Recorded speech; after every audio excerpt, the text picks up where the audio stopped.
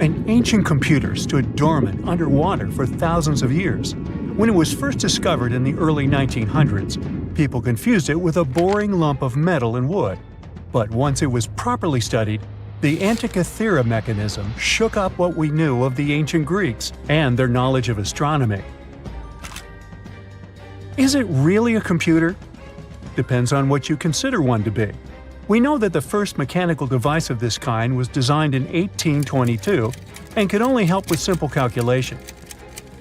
The Antikythera Mechanism also doesn't have a keyboard or screen. It's made out of 3 bronze pieces featuring intricate designs, gears that resemble those of a clock, and a ring with degrees, similar to a protractor. No other similar devices can be traced so far back in time. X-rays needed to be invented before scientists could figure out this device. They soon learned that the Antikythera Mechanism was probably used to track stars and planets. Here's how it worked. Inside its wooden case were lots of tiny gears. They weren't for telling time, but rather for predicting astronomical events. It gave the user unique knowledge of where every planet, the Sun, and the Moon would be at any given time. By turning a button, it was set in motion, and it would show how the celestial bodies moved.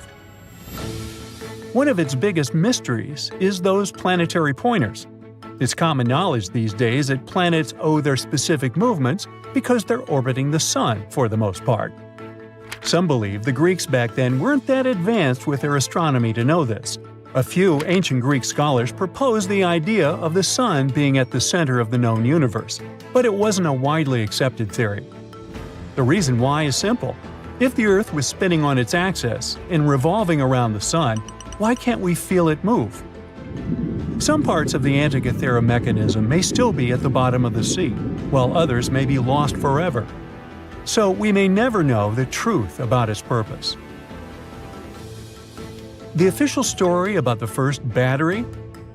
That it was invented somewhere around the 1800s. It was made of interlaying copper and zinc discs that had a piece of cloth between them, dipped in a special chemical concoction that conducts electricity. Some archaeologists claim they've uncovered a battery 10 times older, called the Battery of Baghdad. So it could be that the technology for inventing batteries was hiding under our noses. At first glance, the ancient Battery of Baghdad looks like a random clay pot. What makes it special is its composition, a set of weirdly nested artifacts. Inside this pot was a copper cylinder, enveloping an iron rod. The rod would have poked through the jar's lid. The artist and archaeologist who found this unusual device never left a detailed account of where, when, or how he stumbled upon it. But the widely accepted theory is that the object was unearthed in what's now known as Baghdad in Iraq. Another thing most specialists can agree on is that it can be traced back to the ancient city of Ctesiphon. Its exact age, though, remains a mystery. Some say it's over 2,000 years old. Others say it's a mere 1,400 years old. Even at the later end of the spectrum, it still significantly predates the first electric battery that's just a couple of centuries old. Since there's no official record accompanying the artifact, there's a chance we'll never know what its purpose was. So where did this idea of it being a battery come from? It all has to do with those 2 metals found inside with differing electropotentials, which is a key component of batteries. There's also evidence suggesting that the jar once held an ionic solution, acting as an electrolyte, the substance needed in batteries to carry the electric current. Tests on the jar's corrosion hint that it may have contained substances similar to vinegar. Even if we agree that it's an ancient battery, this artifact could have only generated a mere volt or so. But the ancient humans didn't have TVs or dishwashers, so what did they need a battery for? A lot of theories came up. Throughout history, civilizations have explored the applications of electricity in medicine. For instance, the ancient Greeks found relief from pain by placing electric fish on their feet. Ow! Another intriguing idea says such batteries were placed inside statues to create a buzzing effect, adding a mystical dimension to spiritual practices. There was even an idea that suggested the battery was used in gilding, the process of coating one metal with another. This method was used by jewelers back in the day. If it wasn't used for providing electricity, the Baghdad battery was probably a container for special scrolls. Then the iron rod would have been the core for the scroll, wrapped around it before being placed inside the copper tube. In other parts of the world, it's a little coin that seems to have time-traveled. In 1957, an interesting piece of metal was discovered in Maine by an amateur archaeologist. At first, he believed it was just a basic English coin from the 1100s. Years went by before the coin was properly studied, until 1978, when a local magazine decided to feature the coin in an article titled, "Were the English the first to discover America?" A coin expert from London took one look and knew something was off.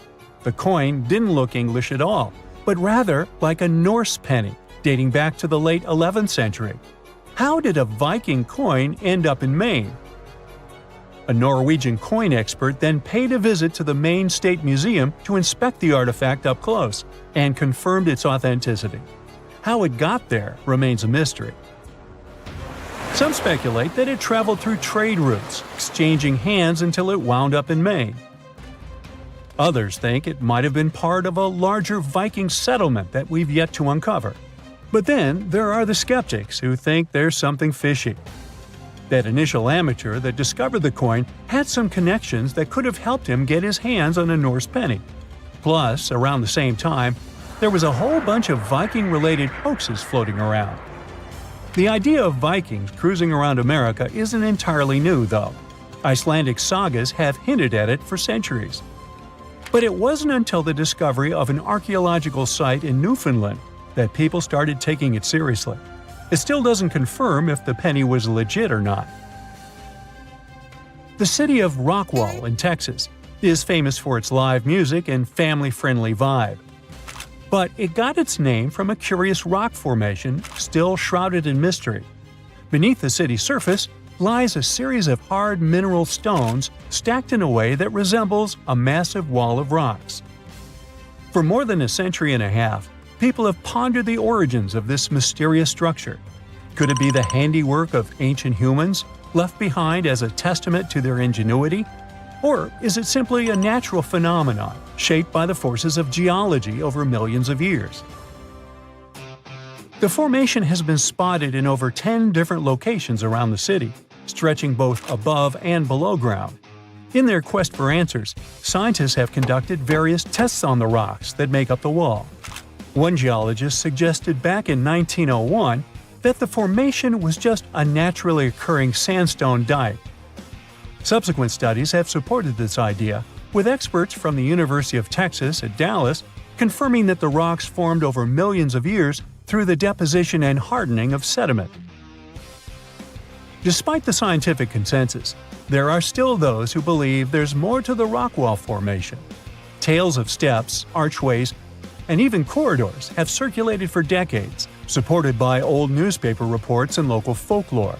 Some claim to have seen strange markings on the rocks, while others speak of mysterious metal objects embedded in them. The scientific explanation could be that the supposed steps and archways are likely just illusions created by the natural fracturing of the rock. As for the metal objects, it's believed they are simply concentrations of iron-bearing minerals. It doesn't explicitly show ancient humans put them there. Whether the Rockwall Formation was crafted by ancient hands or shaped by natural forces, it remains a cherished part of Rockwall's identity. Okay, what if I tell you that the extraterrestrials we all imagine as little green men may actually look like very normal Earthlings and chill in Europe? This is the Iberian Peninsula, and people living there are under suspicion. Ooh. Here's the reason. Somehow, parts of the most important artifacts that the Iberian civilization called Treasure of Valena are made of metal that simply can't be found on Earth, because it's metal from a meteorite. Now let's tackle this step by step. This is the artifact itself, and it's composed of 59 different objects. Bowls, bottles, and bracelets. Is there a pattern there with all those bees? In total, the find weighs around 20 pounds, of which 18 pounds are 23.5 karat gold. Now, if you're not a metal specialist, I'll clarify it for you right away. For comparison, 23 karat gold is 95.8% pure gold, so 23.5 karat is even purer. The remaining percentage goes to other metals to help add strength and durability to the precious alloy. There was also silver, iron, and amber in that set. The artifact could have been pretty straightforward, but for these two, let's call them imposters. Look at this wrought iron bracelet and this hollow hemisphere. Can you see that? Those rusty lines on the hemisphere and the overall weird color of the bracelet do stand out, since everything else is made of purest gold. This all started back in 1963, when a researcher noticed a dark leaden metal among the shiny bowls and bottles. The metal was shiny in some areas and covered with a ferrous-looking oxide that was mostly cracked. Now, just so you understand, gold does not usually act this way. Gold is one of the least reactive of all metals, so it won't even tarnish, let alone rust. To figure out where this suspicious iron came from, researchers turned to mass spectrometry, which checks out the mass-to-charge ratio of molecules. Their findings showed that the nickel in the iron is similar to that found in meteoritic iron. Simply put, the bracelet and the hemisphere are of extraterrestrial origin. Ooh. Now, the exact age of the trove is hard to determine, yet it's crucial. We need to know the exact age to see if it coincides with the start of the Iron Age in the Iberian Peninsula. If it does, then no further questions here. But if it doesn't, well, it's, at the very least, weird, if not suspicious. So there's this three-age system. It comprises the Stone Age, then the Bronze Age, and then the Iron Age. The Stone Age is of no importance here, so let's compare the Bronze and the Iron Ages. The Bronze Age began when it was realized that combining copper and tin produced a material that was more durable than either metal alone. This era was all about major upgrades in tools and weapons, but two standout inventions were writing systems and the wheel. Then came the Iron Age. This time was all about slowly bringing iron into everyday life. Iron was way easier to shape into cool designs than bronze. Now, this was a big deal, because iron, especially transformed into steel, provided significant improvements in all aspects of life. Tools became lighter, cheaper, and stronger compared to their bronze equivalents. You get it? Good. So, researchers have long debated whether the treasure dates back to the post-Argaric era or the latter part of the Bronze Age. The most recent study claims that those artifacts were created in 1400 to 1200 BCE, and something really doesn't add up. First off, the Iron Age began around 500 years after these artifacts were crafted. Plus, ancient craftsmen couldn't know back then how to work with metals that landed on Earth approximately 1 million years ago. And while the dates are really hard to explain, there is a logical explanation for the craftsmanship. The theory here is that those metal workers simply had access to the fallen meteorite, and thus, they could study it well and discover its properties before using it for decorative purposes. They could have figured it out through trial and error, and once they knew exactly how to work with this extraterrestrial metal, they proceeded to adorn the artifacts with it. Plus, there were the Phoenicians, who contributed to their craftsmanship. Now, it's true that the Iberian people have been processing metal and making pottery long before the Phoenicians settled on the peninsula. But the arrival of new metalworking techniques and the introduction of the potter's wheel enabled them to produce better quality goods much faster than before. So, we figured out the extraterrestrial origins of the Iberian artifacts. But guess what? This area is still under suspicion. The reason for that is the language they spoke. You see, for most modern languages people use today, there will always be some proto-language. Say for Italian, Spanish, and French, it's Latin, hence their similarities. But wait, Iberian was largely spoken where modern Spain is, so why isn't Spanish similar to it? Well, the truth is, no language today is similar to the Iberian. Maybe only the Basque language, but it's because of some similarities found in their numerical systems. Basque is classified as a language isolate, or simply unrelated to any other known languages, and the only language isolate in Europe. The Iberian language is unclassified. While the scripts written in it have been deciphered to various extents, the language itself remains largely unknown. And look at the alphabet the Iberians had. Looks like it doesn't really belong to our planet. But hold up, this one might be a bit of a stretch. When the Phoenicians came to the peninsula, they brought along their alphabet to the Iberians. But honestly, the Iberians probably weren't keen on just copying someone else's writing system, so they tweaked it until it looked completely different. Let's just say they took some inspiration and ran with it. While linguists can guess to some extent how most characters sounded, actually translating the language is still completely impossible. The Iberian language was non-Indo-European and faded away over 2,000 years ago. And there aren't any similar languages left to help us out. Super frustrating, right? Yeah. We got over 2,000 Iberian inscriptions from tombs, coins, potteries, lead plates, and even cave wall carvings. But aside from a handful of words, we're totally in the dark about what they mean. Now, if we could understand their language, we might have learned that they were great thinkers and all, but we can only contemplate the works of art they left. Iberian culture has a lot of amazing stuff made by talented artisans. We're talking about not just metalwork and ceramics, but also detailed sculptures, textiles, jewelry, and other personal bling. But here's the catch. Making all those luxury items depended a lot on a big farming class. At the heart of Iberian society, most folks were involved in farming and taking care of livestock. Depending on where you were, the types of farming varied. For example, up in the north, they were all about growing grains, while down in Valencia, they focused on producing olive oil and other agricultural aspects. In the west, raising animals was the name of the game. Still, we don't have much information about the day-to-day lives of the many people doing this essential work. Yet, on the flip side, we know a lot about the upper class of Iberian society, who control these agricultural resources and hire the artisans. By the 7th century BCE, we start to see a group of Iberian princes who were living the good life, trading with the Phoenicians and enjoying fancy luxury items.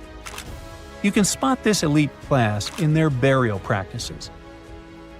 Cremation was the go-to method for funerals among the Iberians, and wealthy individuals were often found in cemeteries with all sorts of lavish goods and funerary sculptures that give us a peek into the fashion and hairstyles of the rich. Interestingly, starting in the 6th century BCE, there was a noticeable drop in the number of recognizable burials, which suggests that these elaborate funeral customs became more exclusive to a small elite. Meanwhile, the fate of the majority, farmers, artisans, soldiers, and laborers, who made up a big chunk of the population, remains a bit of a mystery. It used to be a pretty advanced civilization, but it vanished without a trace. Researchers think it could have been due to some massive earthquake, but so far, we don't know for sure. On October 30th, 1759, the inhabitants of the Middle East were jolted awake by an earthquake. Cracks appeared in the walls of their homes, roofs began to crumble. People ran out of their homes and gathered in open areas. But because of strong shocks, they kept losing their footing and falling. A month later, there was another earthquake, but it turned out to be even stronger. Trees broke, houses collapsed, deep cracks appeared in the ground. The disaster lasted for 2 minutes. Oases, roads, and cities were destroyed. Incredibly, Baalbek's ancient buildings withstood earthquakes. Some historians state that this majestic and mysterious place was built during the Roman Empire, but many researchers disagree. Whatever the truth is, the city is one of the main archaeological phenomena of humankind. The most amazing building of Baalbek is the Temple of Jupiter. The inhabitants of the Roman Empire believed that Jupiter held power over lightning and thunder. The building looked like a platform with 54 columns. A massive roof rested on these columns. Today, you can only see 6 70-foot-high columns. Each of them consists of 3 sections and resembles a pencil. The cores of these pencils were made of lead. This made the columns exceptionally strong. Each of these pieces of stone weighed an incredible 80 tons. That's the weight of 35 Ford Explorer SUVs. Look, this is the largest block in the Great Pyramid of Giza. But compared to the blocks from Baalbek, it doesn't even look that impressive. The foundation under the Temple of Jupiter was preserved. That's how specialists figured out it consisted of about 25 monolithic stones, weighing 450 tons each. It means that the blocks from Baalbek weigh almost 4 times more than the blocks from Egypt. There are 3 more enormous limestone blocks in the foundation. They weigh 800 tons each.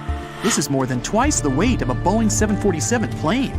Ancient builders must have had a hard time carving such giants from a piece of stone. And after that, they also had to pull them to the construction site and lift them to a significant height. Repeating these logistics would probably turn out to be a nightmare for present-day builders. To do this amount of work, they would need modern equipment. But Baalbek's constructors didn't have trucks, cranes with circular saws, or electricity. How did the builders of the past manage to do this? Scientists have a theory that includes ropes, winches, and lever systems. Naturally, the engineers of the past made all the gadgets from wood. Around 3,000 feet away from the ruins of the temple complex, there's a quarry. Archaeologists suppose that's where the stones for the construction were cut. They found a block of limestone there. It seemed to be too large, even for this incredible place. The monolith got called the Stone of the South. It was 65 feet long and 13 feet wide. The ancient builders didn't have time to completely separate it from its mother rock. A group of scientists from Austria estimated that this piece of limestone weighed more than 1,000 tons. That's like 3 Boeing aircraft or 160 African elephants. There was another surprise awaiting the archaeologists near the Stone of the South. It was the second monolith that weighed more than 1,200 tons. But the ancient builders didn't stop at that. They continued to work. In 2014, in the same quarry, German archaeologists unearthed a block that weighed 1,650 tons. No one has figured out yet why people of the past needed a piece of stone that weighed as much as 125 school buses. It's also unclear how they were going to move this giant and why they didn't finish the job. In any case, this third monolith is the largest processed piece of stone in human history. There are more questions than answers. Some researchers believe that people of the past had high-tech equipment. Others don't think so, but are eager to understand how the builders managed to move those stones. There's a huge number of ancient buildings and artifacts on the planet.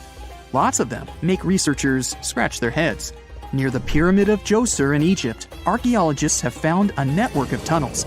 This place is called Serapeum. It contains 24 sarcophagi weighing from 70 to 100 tons.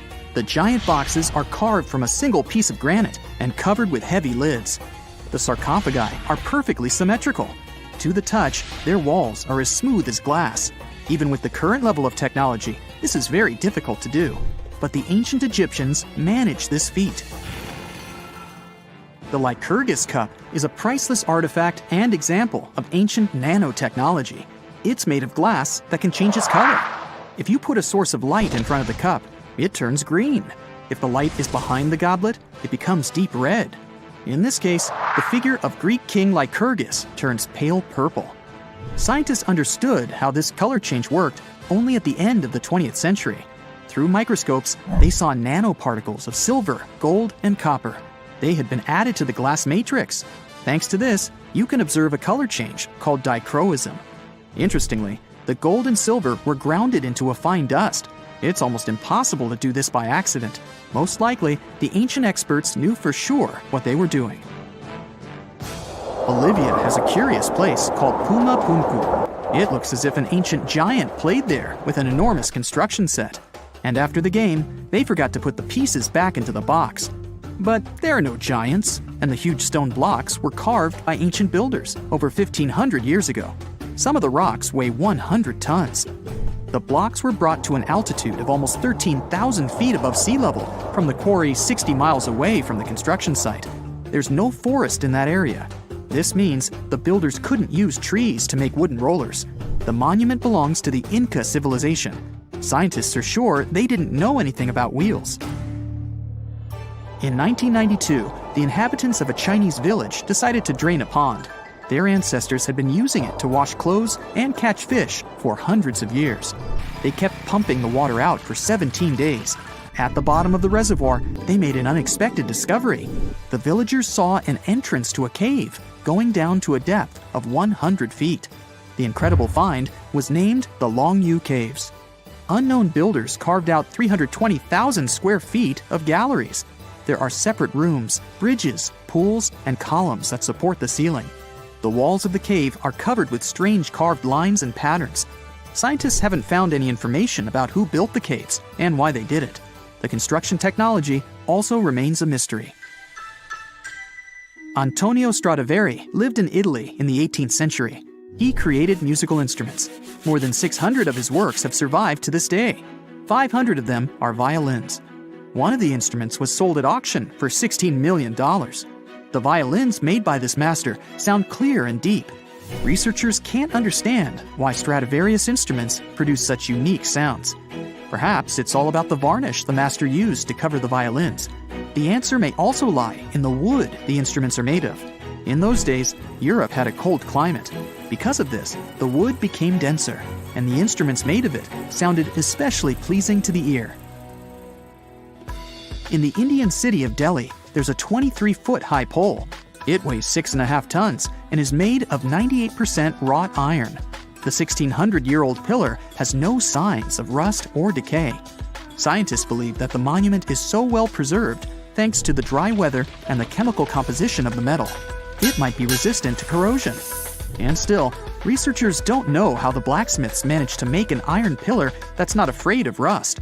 It seems like a tough feat, even for modern metallurgists. The Al-Nasla rock is divided into two parts by a perfectly straight slit.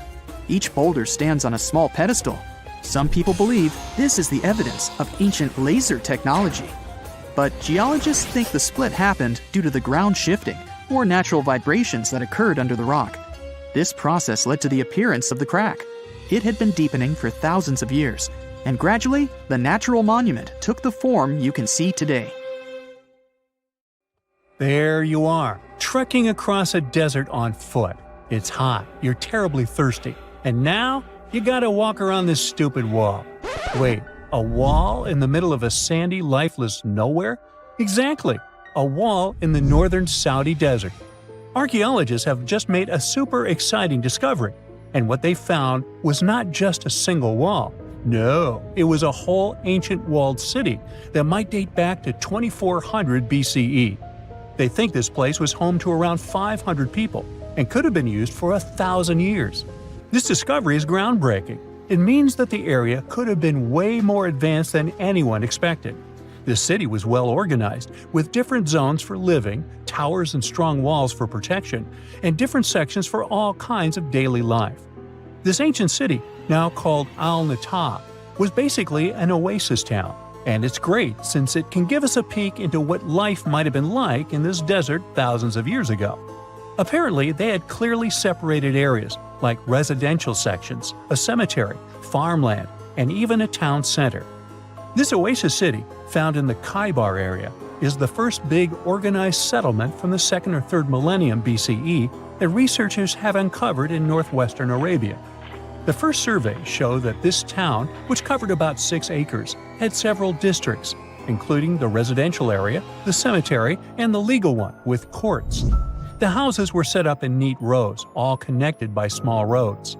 Those streets kept the residential area separate from the rest of the town. Back then, most people in this region were nomadic herders, always moving around. But archaeologists have been sure that during the Bronze Age, Northwest Arabia had small walled towns and oasis centers scattered across it. These connected oasis towns were unique, offering secure places for people to live, store goods, and trade. They started showing the beginnings of urban planning, which hints that people of that time were already starting to settle down and organize communities more seriously. The research team estimated that there were about 50 homes in Al-Natab, but that number could go up to 70 as they keep digging.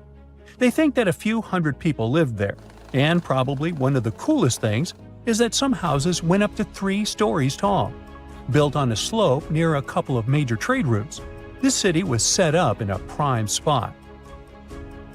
Now, one of the most impressive things about this place is its water supply. The oasis had springs and aquifers, which are underground water sources, and such conditions were perfect for farming. Those water sources meant residents could grow their own food, making the town self-sufficient. The outer walls probably helped control who could enter the town and get access to its resources. This settled way of life was an impressive shift from nomadic living to a more agro-pastoral lifestyle, which means a mix of farming and herding animals. Another find that supports this theory is a bunch of tools like grinding stones, mortars, and pestles discovered inside the town. People there must have ground grains and prepared food. They had a diet of cereals, meat, and milk from animals they raised themselves. These astonishing findings show that the inhabitants of the town could easily feed themselves and were surprisingly advanced for that time.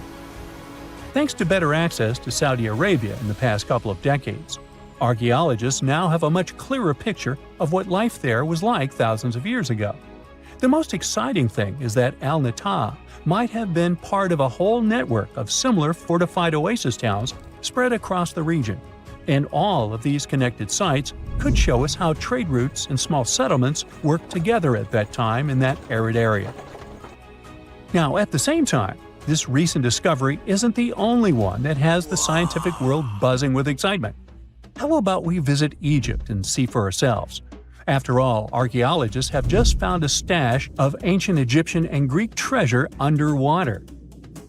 They were exploring the lost city of Thonis Heraklion off the coast of Egypt, which sank more than 1,000 years ago. This city was legendary, and nobody even knew where it was until it was rediscovered in 2000. Now they're uncovering more and more, and on this dive, they found a pile of gold and silver treasures. Those were probably used in rituals to bless Egyptian pharaohs when they took the throne. The researchers even found an ancient Greek temple dedicated to Aphrodite and some super old Greek weapons. Frank Gaudio, the lead archaeologist, said it was astonishing that those delicate objects had survived the disaster that brought the city down. Back in its prime, Thonis Heraklion was one of the biggest port cities in the Mediterranean. It was a huge center of social life and was the main entry point for ships from Greece coming into Egypt. But tragically, due to rising waters, earthquakes, and a catastrophic tidal wave, the soil underneath the city literally turned into mush, and then the entire city sank into the Mediterranean. It was forgotten until Gaudio's team found it in 2000. Since then, they've been uncovering new parts of the city and piecing together its history little by little. If a lost underwater city doesn't seem impressive enough, we can travel to the Amazon. The discovery made there is truly mind-boggling. For centuries, people have talked about lost cities deep in the Amazon, like El Dorado, that mythical city of gold that lured Spanish explorers into the jungle. A lot of them never came back.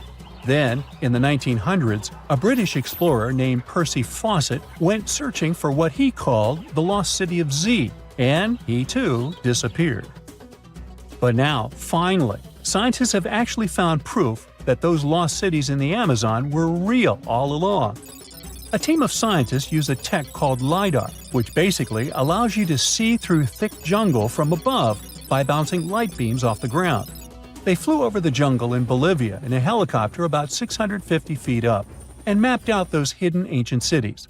What they found were ruins of a huge urban settlement built by the Kasarabi people who lived there from 500 to 1400 CE. And it wasn't just a couple of buildings here and there. No, the LiDAR maps revealed massive urban centers, pyramids, platforms, roads, canals, and causeways, all carefully laid out. Turns out the Amazon wasn't just an untouched jungle. It was once home to big, complex cities. A scientist from the German Archaeological Institute explained that Europeans had long ignored the possibility of ancient Amazonian cities, but the LiDAR maps showed they were wrong. The new maps have revealed 26 sites, including 11 that no one even knew existed. Researchers have discovered two main city sites, Landivar and Kotoka.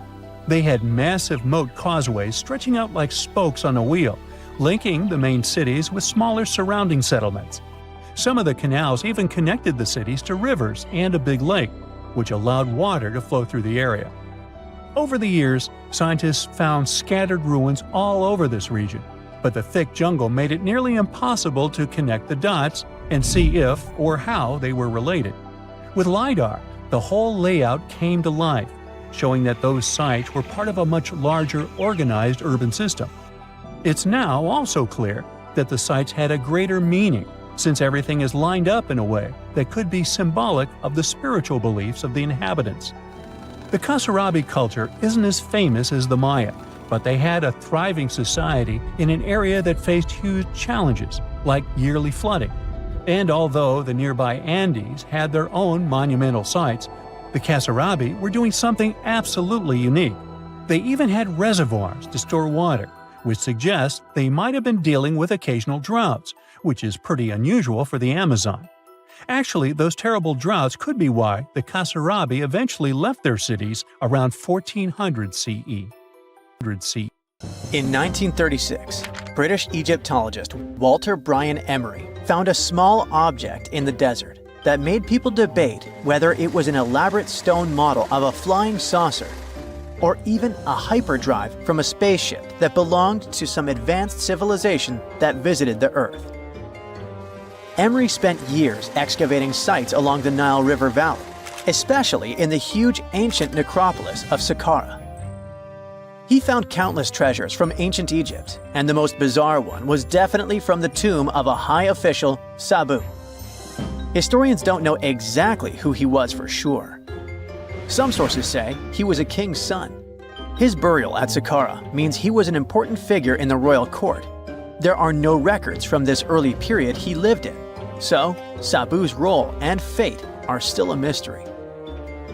Inside his tomb, scientists found 7 funerary chambers, each filled with traditional grave goods: animal bones, flint tools, pottery, ivory objects, and stone bowls.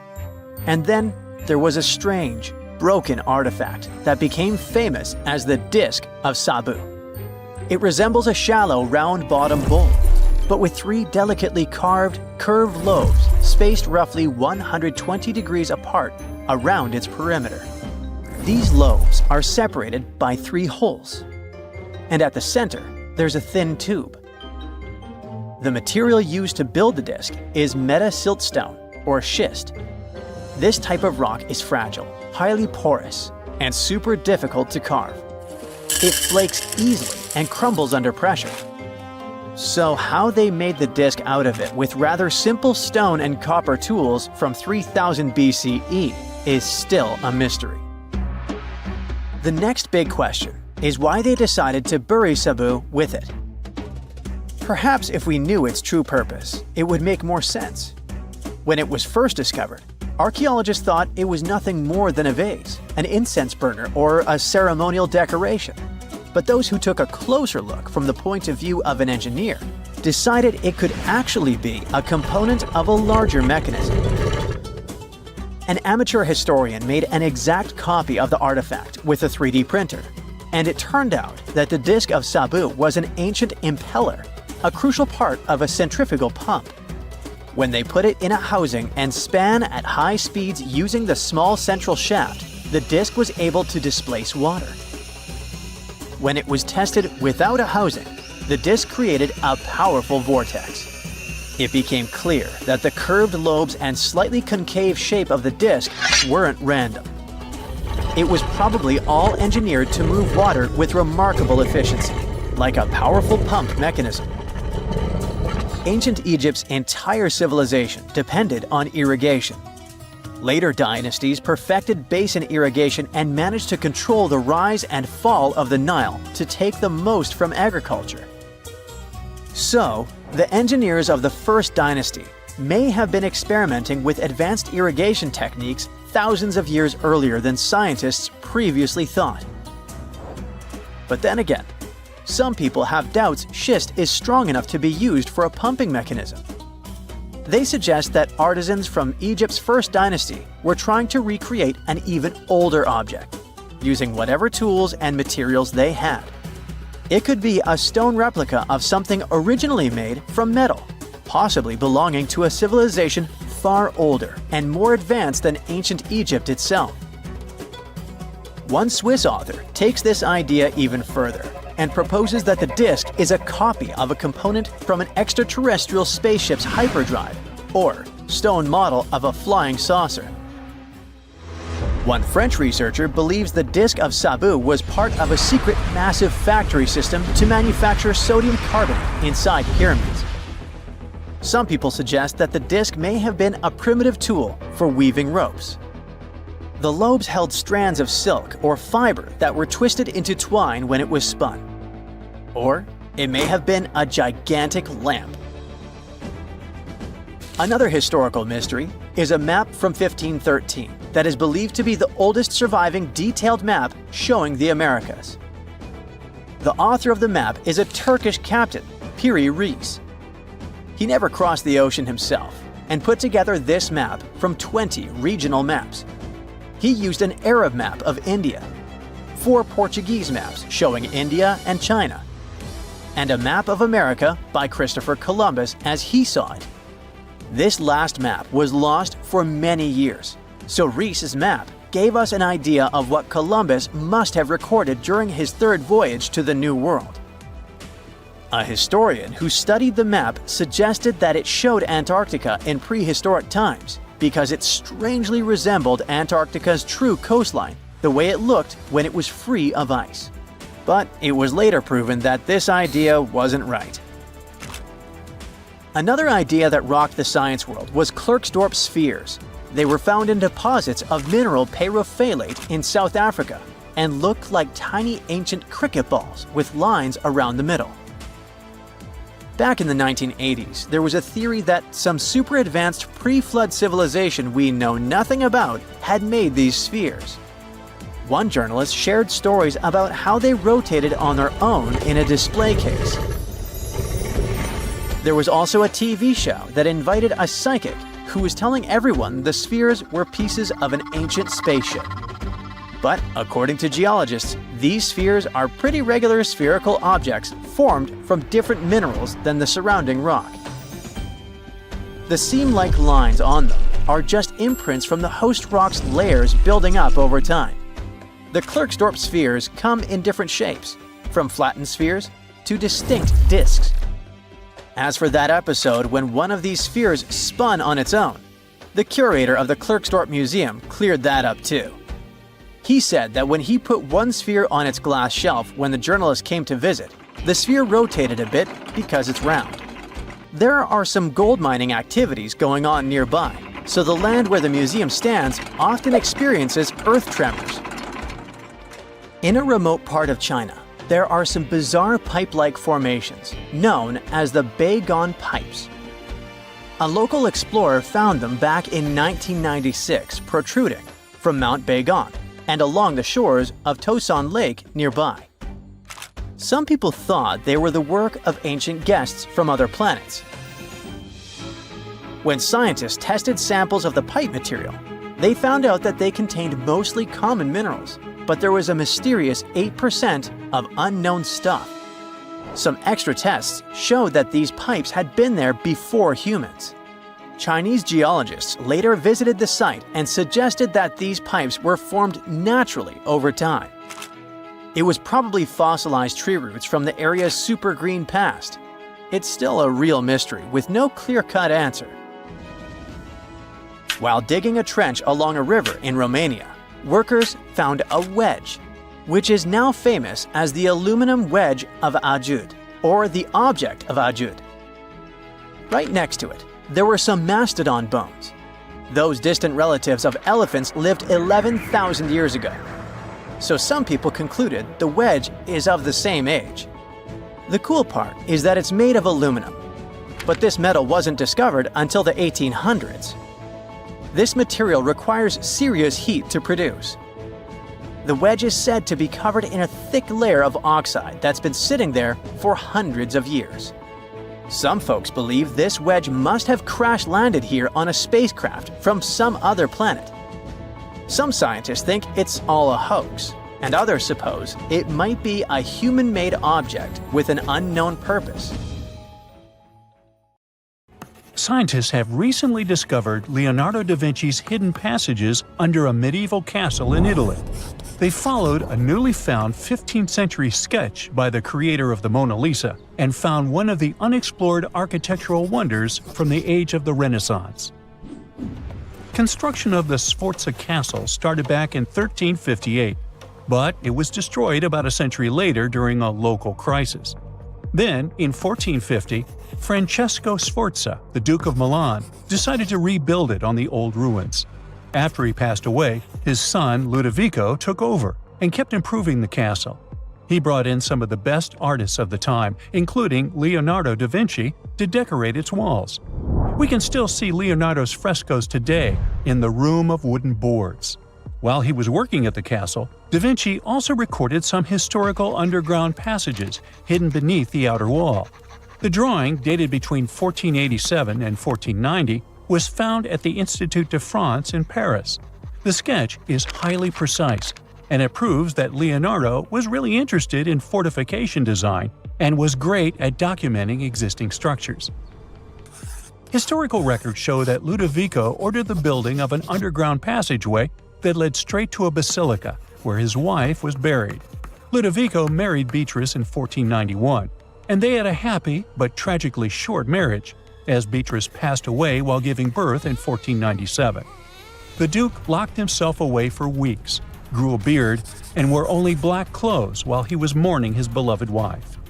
The secret tunnel may have stretched over a half a mile and would let Ludovico visit her grave in private. It could have served as an escape route if the castle was ever under siege. The existence of the tunnels remained one of the mysteries of the Renaissance for years, as no one knew for sure they were there. But now, scientists finally uncovered the secret history. They used a combination of ground-penetrating radar and laser scanning to build up an accurate 3D model of all the structures under the castle. They found the tunnels Da Vinci alluded to in his drawings, and it looks like they may have only been a small part of a whole system of historical underground passages. The goal is to create a complete digital twin of the castle that will not only show all the preserved constructions, but also the ancient ones that are no longer visible. They also plan to add augmented reality to the virtual paths to let visitors discover Leonardo da Vinci's hidden passages. Now, we don't know if the genius actually took part in constructing the hidden passages that scientists recently discovered, but we do know about some other Leonardo da Vinci inventions. He created the first satellite-like map in 1502, long before photography or satellites were even a concept. A famous figure in Italy, Cesare Borgia, invited Leonardo to a small town called Imola, near Bologna, to create a highly detailed map for him.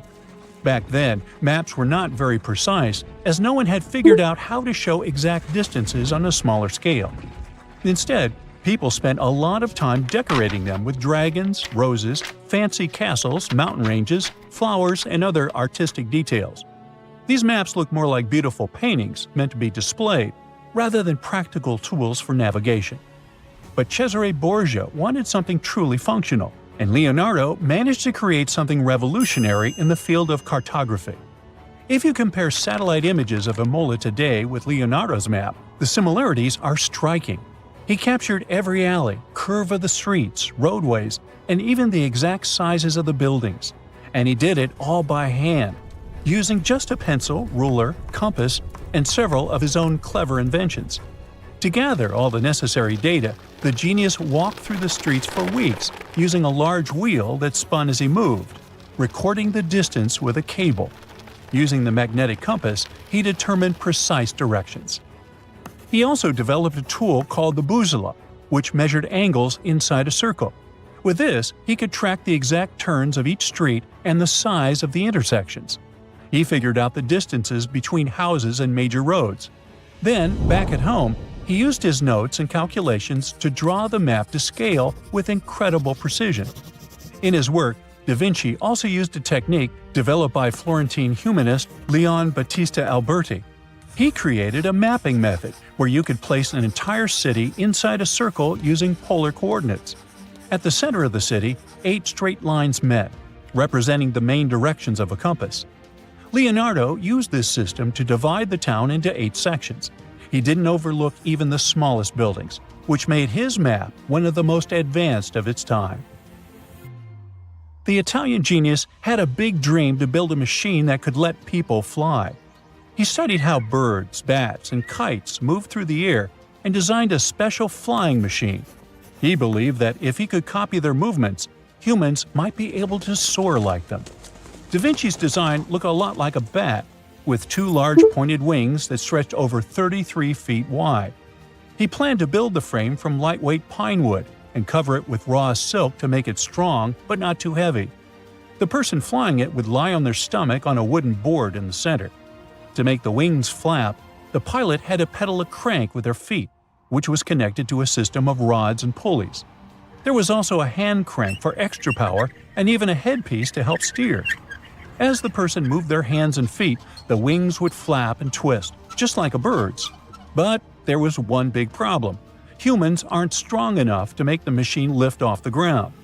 Even though it might have worked once in the air, there was no way for a person to get it flying on their own.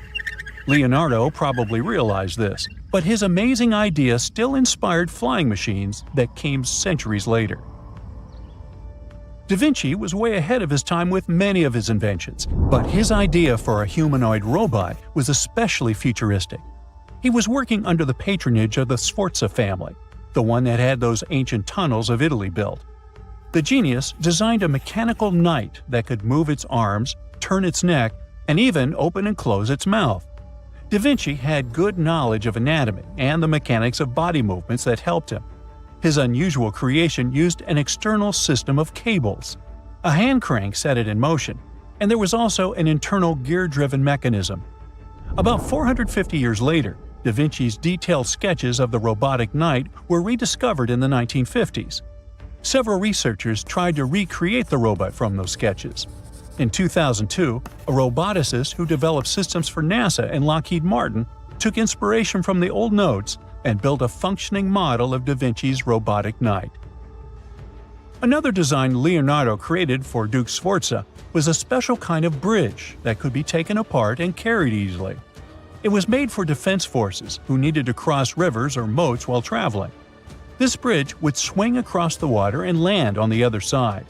It had wheels and used a rope and pulley system, so it could be set up quickly and packed away just as fast. To keep it steady, it even had a special weight to help balance it. Leonardo wrote in his notes that the bridge was light yet strong, and he designed several bridges like this for the Duke. One of his other designs was a bridge that could be built very quickly, and the defense forces would move across multiple rivers. As scientists continue to study Leonardo da Vinci's hidden passages, they reveal new chapters in human history. Who knows what other unexplored architectural structures they will find? They say this place is swarming with money. It's been stored there for centuries, but no one managed to take it away from this island. Treasure hunters have been bewitched with this place since 1795. Many people have tried their luck looking for the treasure that could be hidden there by the Spanish pirates or even by the Knights Templar. But today, it's impossible to get there, as it's a private place, so all you can do is book an ocean tour around this island. Otherwise, you can take a peek at it in a TV reality show starring the Lagina brothers, Rick and Marty, who are a team of enthusiasts looking for the treasures of Oak Island in Nova Scotia, Canada. Yeah, seems like there's no place where TV producers can't get to. One of the most famous discoveries out there was the so-called Money Pit. Despite the promising name, it wasn't full of money. Now we have to jump to 200 years ago. The Money Pit was first found by a 16-year-old kid in 1795. One day, Daniel McGinnis went fishing at Oak Island. He saw a tree there. Unsurprisingly, it was an oak, and it had weird markings. They didn't seem to be natural, so Daniel decided to check the area. He then saw a sunken patch of ground and started digging immediately. His two friends helped him out, but instead of treasures, the guys only found logs placed underground at regular intervals. It looked like a place where someone could hide money or jewels, but nothing precious was found. However, there was something curious down that pit. Someone found a granite stone there, and it had an engraved inscription on it. There were many attempts to decode it, but most of them ended up in failure. There's one translation though, and it says, 40 feet below, 2 million pounds are buried. Yeah, McGinnis and his friends should have dug harder. The next fun thing about the money pit is the coconut fiber found down there. They say that large amounts of this fiber were found at a depth of 60 feet. It may not surprise you, but I have to remind you of one thing. Oak Island is in Nova Scotia, Canada. Coconut trees do not grow there. The nearest one is about 1,500 miles from Nova Scotia, which makes it obvious that someone brought this fiber purposefully. Researchers came up with an idea that coconut fiber could have been used to make ropes and lower all the treasures down the pit. Next up, we have not one, but two mysteries. In the late 1800s, the Oak Island Treasure Company was thoroughly inspecting and excavating the island. Everyone believed something enormous was hidden there. These guys managed to drill 153 feet underground. That's like 15 stop signs stacked one on top of the other. You might have guessed that they didn't find pounds of gold and diamonds, but they found a manuscript. There's a theory claiming that it's one of Shakespeare's lost manuscripts. Some scientists believe that it was hidden there by the writer and scientist Francis Bacon, the true author of Shakespeare's works. Yeah, rumor has it was Francis and not William who wrote all the plays and sonnets. But there's no proof it was really so. The Money Pit may be the most popular shaft on Oak Island, but it's not the only one, and it's not the first. Before the Money Pit discovery, treasure hunters were drilling at Smith's Cove. While damming there, they found a wooden piece. It was a U-shaped formation that had Roman numerals. After a more thorough inspection, the specialists realized it was supposedly dated to 1769. The Money Pit was discovered 26 years later. This fact created many speculations that this structure might have been part of the real shaft with treasures everyone was looking for. Now, look at this Templar coin. It wasn't the first discovery on the island, but it was crucial in some way. Even if it may not sound like a big deal today, in medieval times, those coins would amass an insane amount of wealth. They were typically stored in European fortresses. For the treasure hunters, this coin was a sure sign there was more to be found on the island. The logic is simple. If there's one coin of that kind, there must be something else. And they were right. It wasn't the only Templar discovery. On the southwest shore of the island, a crossbow bolt was found. Experts say it dates back to the 13th century. But, once again, that wasn't something the treasure hunters were after. Some more coins were found on the island. Rick and Marty Legina retrieved this precious piece from a swamp. The coin is made of copper, and this time, it originated from Spain. When it was found, the Legina brothers could only see the number 8 engraved on it. But later on, some experts studied this coin and claimed it was made sometime around the 17th century. They managed to clean it well and saw the date 1652 engraved on the back of this coin. There's a theory stating that Spanish explorers found some treasure but hid it instead of taking it to the king. So maybe this coin just dropped out of the chest full of coins and jewels and is part of the treasure everyone was after. Or someone could have accidentally lost it while looking for the treasure. Who knows? One more famous treasure hunter is Gary Drayton. Gary and his team, together with Rick Legina, came across 2 coins while metal detecting the island. Those were 17th century King Charles II Britannia coins. One of them had a very clear inscription on it, stating that the coin was minted back in 1771. Another swamp treasure of possibly Spanish origin is also here. This time, it's a silver ring. A specialist studied it closely and reported that it had been repaired twice. The ring was once made bigger, and it was also made smaller ones. It's decorated with a floral design, which was popular in Europe in the 1730s. Among all the other curious things, Rick and Marty Legina found a silver button at Isaac Point. The button's pretty old. It supposedly dates back to the middle of the 18th century, and the notorious Money Pit was discovered later.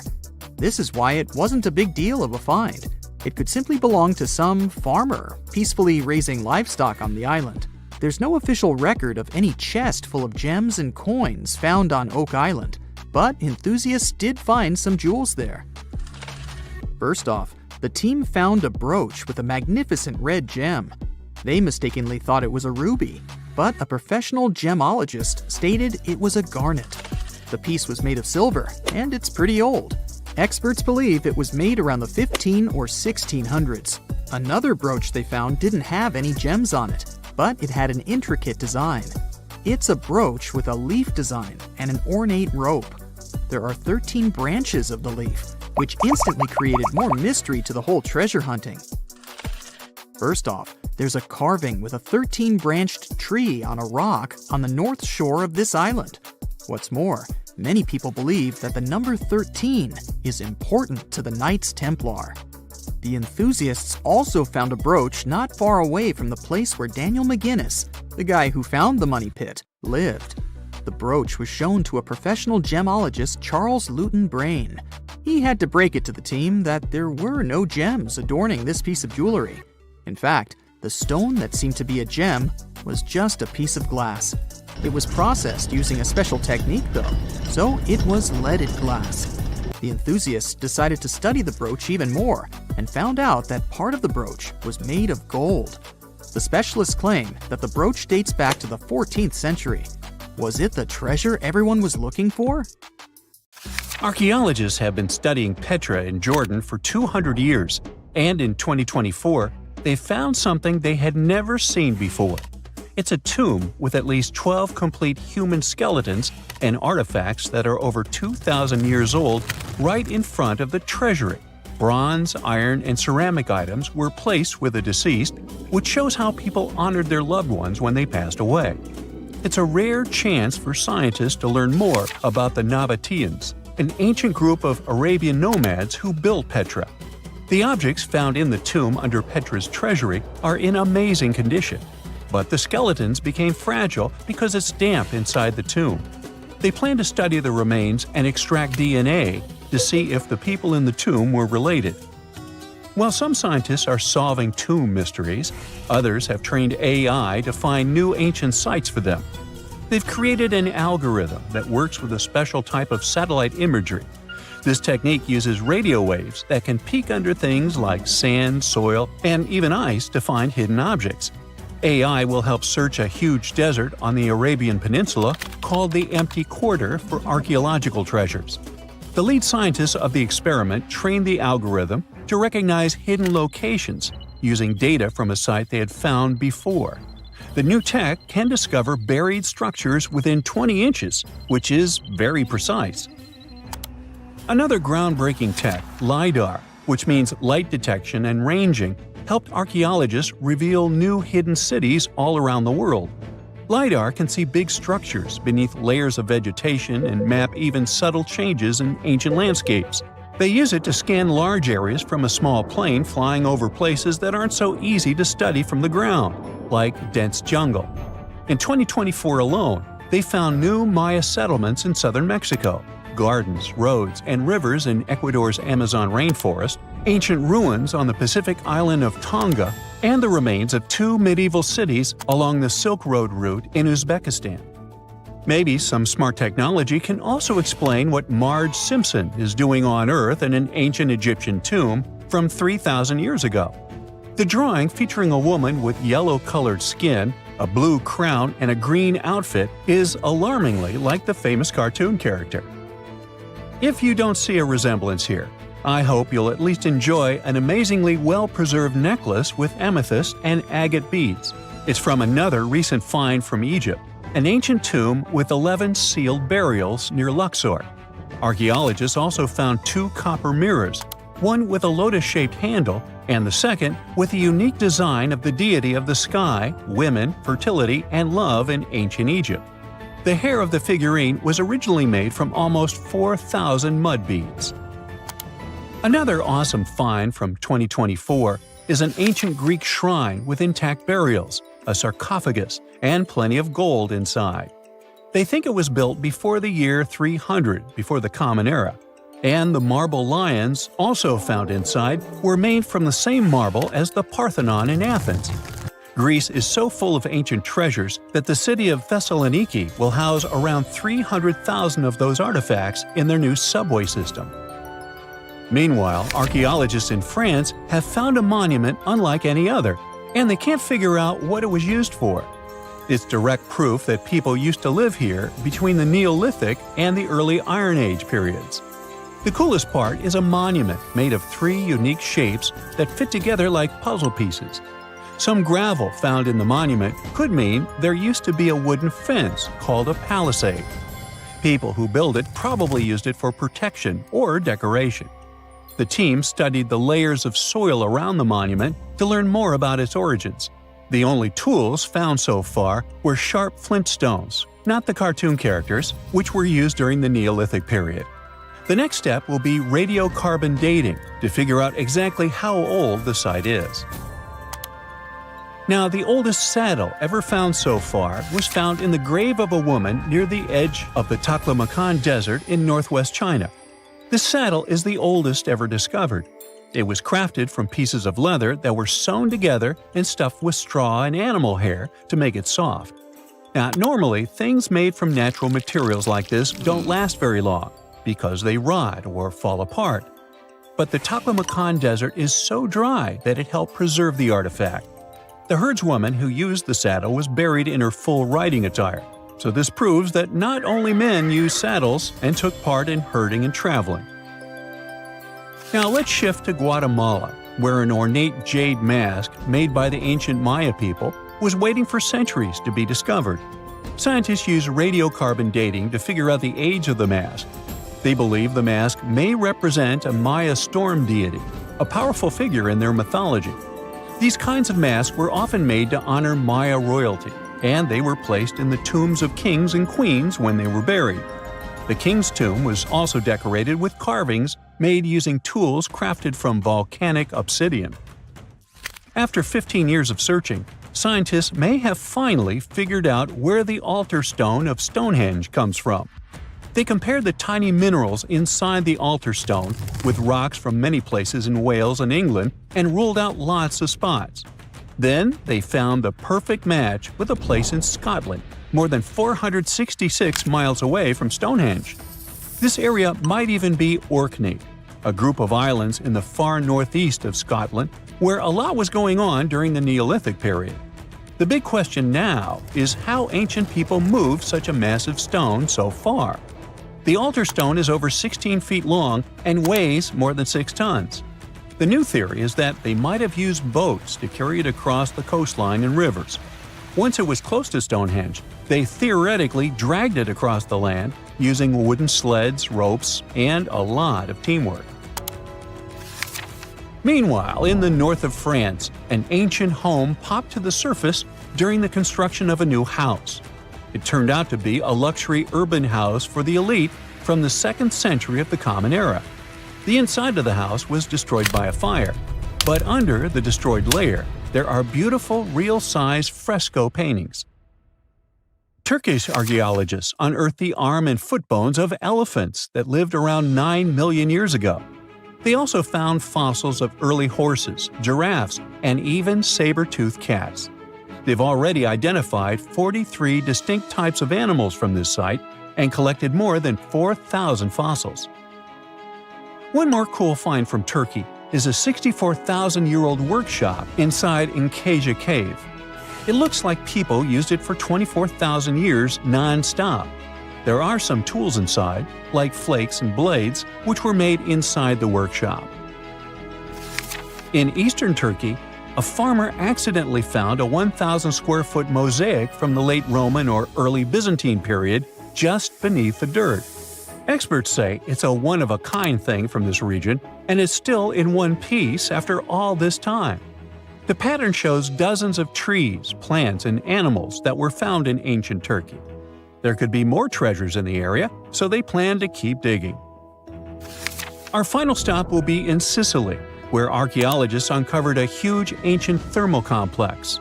Inside, they found 2 rooms with floors covered in colorful mosaic designs, along with a large courtyard surrounded by arched wings. As they kept digging, they discovered more parts of the ancient city. They found new roads and the remains of a huge complex, along with stretches of old stone walls that were part of the city's fortifications. These discoveries are helping scientists imagine what the city might have looked like during ancient times.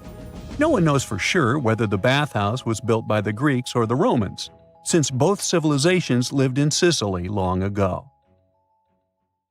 Welcome to Rapa Nui, better known as Easter Island. It's a tiny speck in the vast Pacific Ocean, 2,200 miles away from the coast of Chile. This island is most famous for its eerie moai statues. This place is also home to one of the most mysterious writing systems in the world, called Ronga Ronga. We found it on 27 small wooden tablets. For years, historians have been arguing about the true history of these tablets, and now we might have found the truth. Humans first set foot on this island in the 12th century. For many years, it was home to the Rapa Nui people. They were pretty isolated out there in the Pacific Ocean until Europeans arrived in the 1720s. Europeans brought with them lots of troubles, leaving only a small fraction of the native population alive. Later in the 19th century, a missionary, Eugene Iro, went to the island and discovered the wooden tablets with intricate symbols carved on them. He wrote how marvelous they are, but there are hundreds of them on the island, and that they can be found in every household. But unfortunately, not all of them survive to this day. We've only got 27 of them. Some of them were heavily weathered, burned, or otherwise damaged, and now they're scattered all over the world in museums and private collections. Some of the language's artifacts were carted off to Tahiti and then to Europe by Europeans, leaving none behind on Easter Island itself. The 4 sacred tablets found their home in a congregation in Rome. They were the ones used in the recent discovery.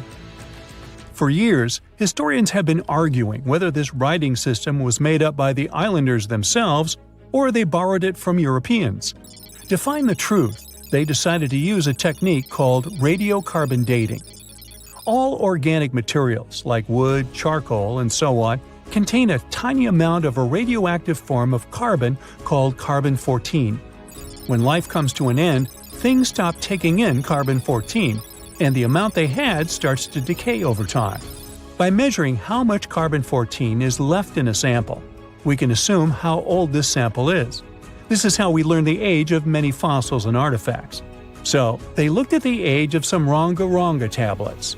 3 of them were crafted from trees grown in the 18th or 19th century, which aligns with the arrival of Europeans. However, one of them is older than the Europeans' first visit to the island. There are 2 reasons to believe that Rapa Nui people created this writing system themselves. First, Ronga Ronga works differently from European languages. Decoding it is a pretty hard task. Unlike English, this language boasts over 400 unique glyphs, none of which resemble any known writing system. There were many attempts to decipher this language, and none of them were successful so far. And second, one of the tablets is shown to be from around the 15th century, before the Europeans arrived. The problem is that radiocarbon dating can only tell us when the wood the tablet was made from was cut down, not when the writing was put on it. And since we've only got one tablet to go by, this isn't enough to be completely sure. On the other hand, why and where would they preserve cut wood for over 200 years just to grab it and write something on it one day? But anthropologists and historians say that it's possible. Scarce wood resources might have led the islanders to reuse old driftwood, which could be centuries older than the writing itself. This is known as the old wood problem in archaeology. Plus, the tablet looks very preserved. It was maintained to protect it from wood-damaging insects, humidity, and so on. That's why it survived over the centuries. Whatever is written on it, it was probably important for the Rapa Nui people. Now, all of these are guesses and clues, but scientists are cautiously optimistic. They believe that Ronga Ronga could be one of the rare instances of independent writing invention, like those of the Sumerians or the Egyptians. But we need more evidence. In the Rapa Nui language, rogo rogo means to recite or to declaim. Not everyone could write, only a select few. Probably only the elite of Easter Island, mostly men, knew and could read this written language. After colonization, none of them survived. So now we have to rack our brains trying to figure out what's written here. First, scholars can't agree on what type of script it is. We aren't even sure that this was their language. But even if it was, we don't know whether it's a primitive form of writing or a fully developed system. In the 1990s, a linguist, Stephen Roger Fisher, believed he might have cracked the code of Ronga structure. His idea was that these tablets conveyed cosmogonies.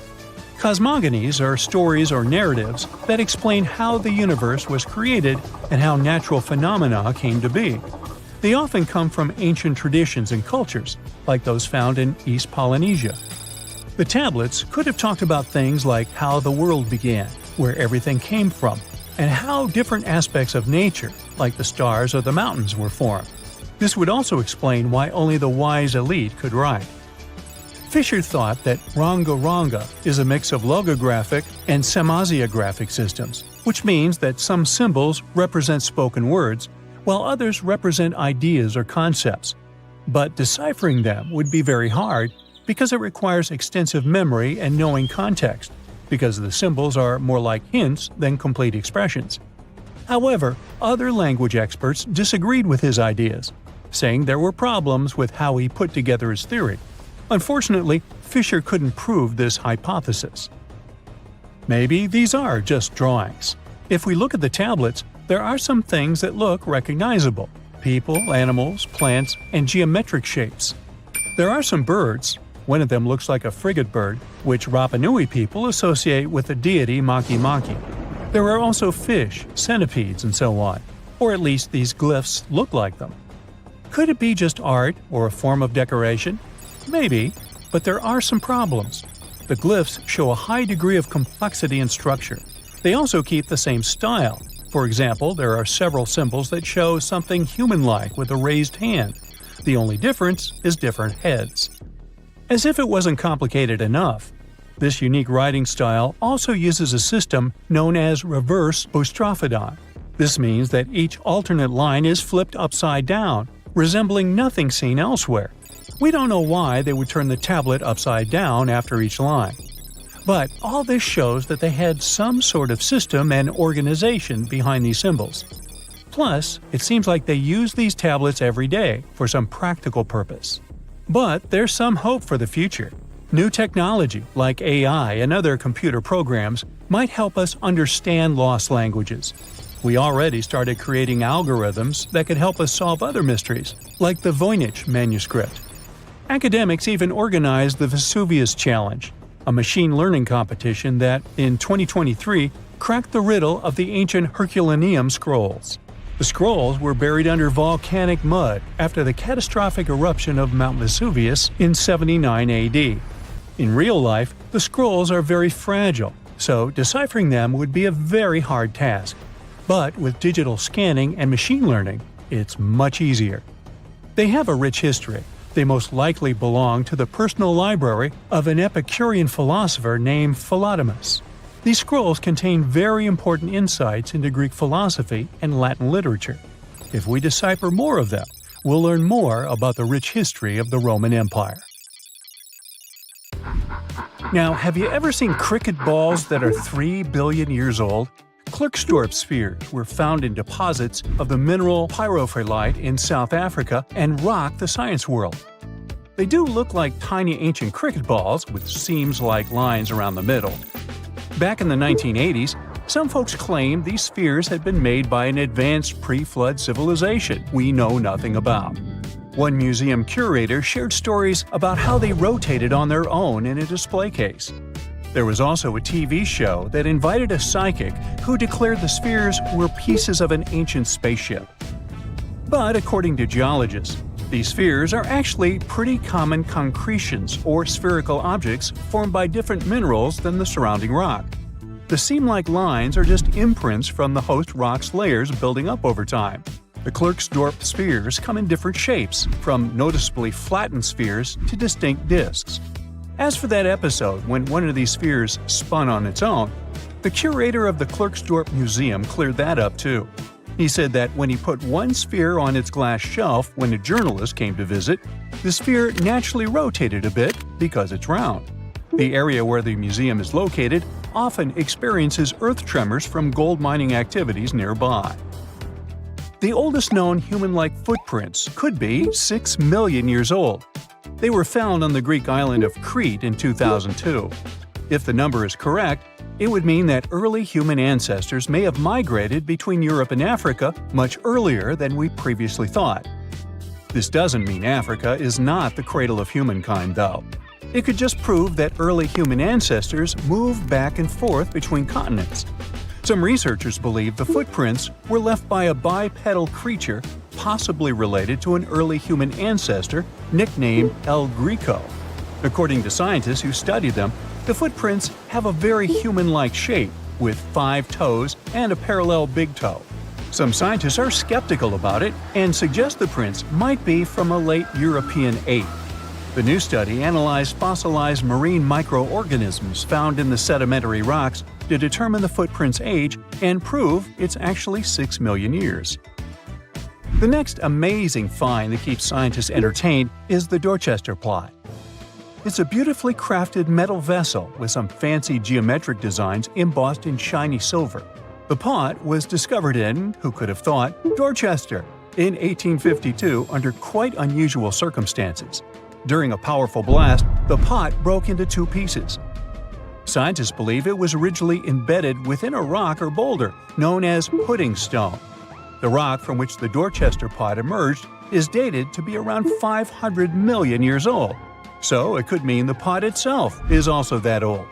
The current and less exciting theory suggests that the Dorchester pot is a Victorian-era candlestick holder. Such things were really trending back then, so it's not a surprise to find such fancy household item from that time. The Dorchester pot falls into the category of ooparts, or out-of-place artifacts. Those are objects that seem too advanced for the time period they're supposedly from. If we accept that the pot is 500 million years old, then whoever made it was way ahead of their times in terms of crafts and tech. One extra mystery is that the pot has an engraving of a plant that most likely disappeared from Earth over 100,000 years ago. Sounds like good proof the pot is really extra old. Now, it looks like the oldest map in Europe is a stone from 4,000 years ago. This Bronze Age slab was found in France in the year 1900 at an ancient burial ground. The carvings on the slab show in 3 dimensions the River Odde network with a fantastic accuracy of around 80% over an 18-mile stretch. There are other stone-carved maps around the world, but this one is unique because it shows a specific area to scale. Looks like the slab's carvings don't just map rivers and hills, but also settlements, barrow sites, and field systems. Archaeologists say the slab wasn't used for navigation, but rather to symbolize power. The detailed markings on the slab might have served to illustrate the domain of a local ruler, possibly a prince or king, to show their control over the territory. When the ruler lost power, the slab was likely repurposed as part of a burial vault. The unique artifact was stored in the cellar of a museum. For decades, no one even noticed until several scholars read older reports about the slab and decided to check it out. They conducted a detailed analysis using 3D techniques. Their research proved that the creators of the slab had not only etched lines into the rock, but also modified its surface to reflect the topography of the landscape with high accuracy. The Salzburg cube, also known as the Wolf's Egg iron, was discovered in the late 19th century in Austria. Now, don't let the name mislead you. It doesn't look like a cube at all. It's more like a rounded object with 2 flat sides. Down the middle, there's a groove, and the surface is covered with pits and craters. This unique appearance is the reason why many people think it might be something out of this world. Workers accidentally found this artifact when they blew apart a piece of coal. The coal seam it came from is thought to be over 60 million years old. The Salzburg cube moved between museums, mysteriously vanished in the early 20th century, and then showed up again. A professor from Bonn University suggested it might be from a meteor, but they found no evidence of elements that you'd normally see in meteorites, like cobalt or nickel. Then researchers thought it must be a human-made object, possibly a Victorian-era candlestick holder. No one knows the true story of the cube or its current location. Yep, it disappeared again. Have you heard about the Meister print? It's a fossilized sandal print discovered in 1968, and it has sparked a lot of intrigue. There's a trilobite inside the print, which supposedly went extinct around 500 million years before humans even existed. But many historians think this age is an exaggeration. When Meister found the fossil, it was authenticated. But the scientist who did it didn't confirm it was a human sandal print. He only agreed there was a trilobite there. When another scientist visited the site, he found a 6-inch impression he believed was from a child's moccasin. But the footwear seemed to be new. So, could it be evidence of time travel? Proof that humans existed millions of years earlier than we thought? Or a sign that someone else visited early Earth? Or is it just a rock formation that looks like a sandal print? We still don't have the answers. Back in June 1936, a couple was walking along Red Creek in London, Texas. London, Texas? Yeah, when they stumbled upon something unusual. It was a piece of wood sticking out of what seemed to be an ancient rock formation. About 10 years later, their curious son decided to crack open the rock to see what was inside. And he saw a hammer, which looked surprisingly modern. Then, one unique finds enthusiast decided that the rock encasing the hammer was from the Cretaceous period. This would mean that someone dropped a 19th century hammer while dinosaurs like Triceratops were still roaming the earth. So, if this hammer was truly from the Cretaceous period, then the whole evolutionary theory would be wrong. And if the hammer was modern, it would mean the Cretaceous rock formation it came from was much younger than we thought. But the real answer was much simpler. The hammer was indeed modern, and geological processes had encased it in rock. Minerals can harden around an object in a relatively short time. So, the hammer was probably dropped by a miner a century or so ago, and the rock formed around it afterwards. And no, it wasn't a Victorian-era candlestick holder either. Now, we wouldn't call this island mystical unless there were tales of giants living here. The island of Gozo in Malta is the backdrop of an ancient legend. Malta is an island country located in the Mediterranean Sea, just south of Europe. It's a very strategically located archipelago. Throughout history, it was ruled by many different societies, such as the Phoenicians, Greeks, Romans, and Carthaginians. One cold night, thousands of years ago, a farmer noticed the sky turn orange, then red, when he heard a loud thump. Although the ground seemed to be moving, this wasn't an earthquake. When he looked toward the woods, he saw a giant silhouette, taller than the trees. As he fearfully approached, he realized it was a woman, a giant woman. She introduced herself as Sansuna. Unlike the terrible giants of many tales, Sansuna didn't want to exterminate the human race. She was loving and caring. She told the farmer that she and her people could help protect their land from invaders. The locals were pretty interested in this offer. Since Malta is located in an important commercial route, it was constantly being invaded. The story says that Sansuna settled in Malta, and sooner rather than later, she was moving things around. And when I say things, I mean monoliths. Sansuna carried huge stones on her shoulder to build a magnificent temple called Gigantia, which means place of giants. She even did this while holding her half-giant, half-human kid on the other shoulder.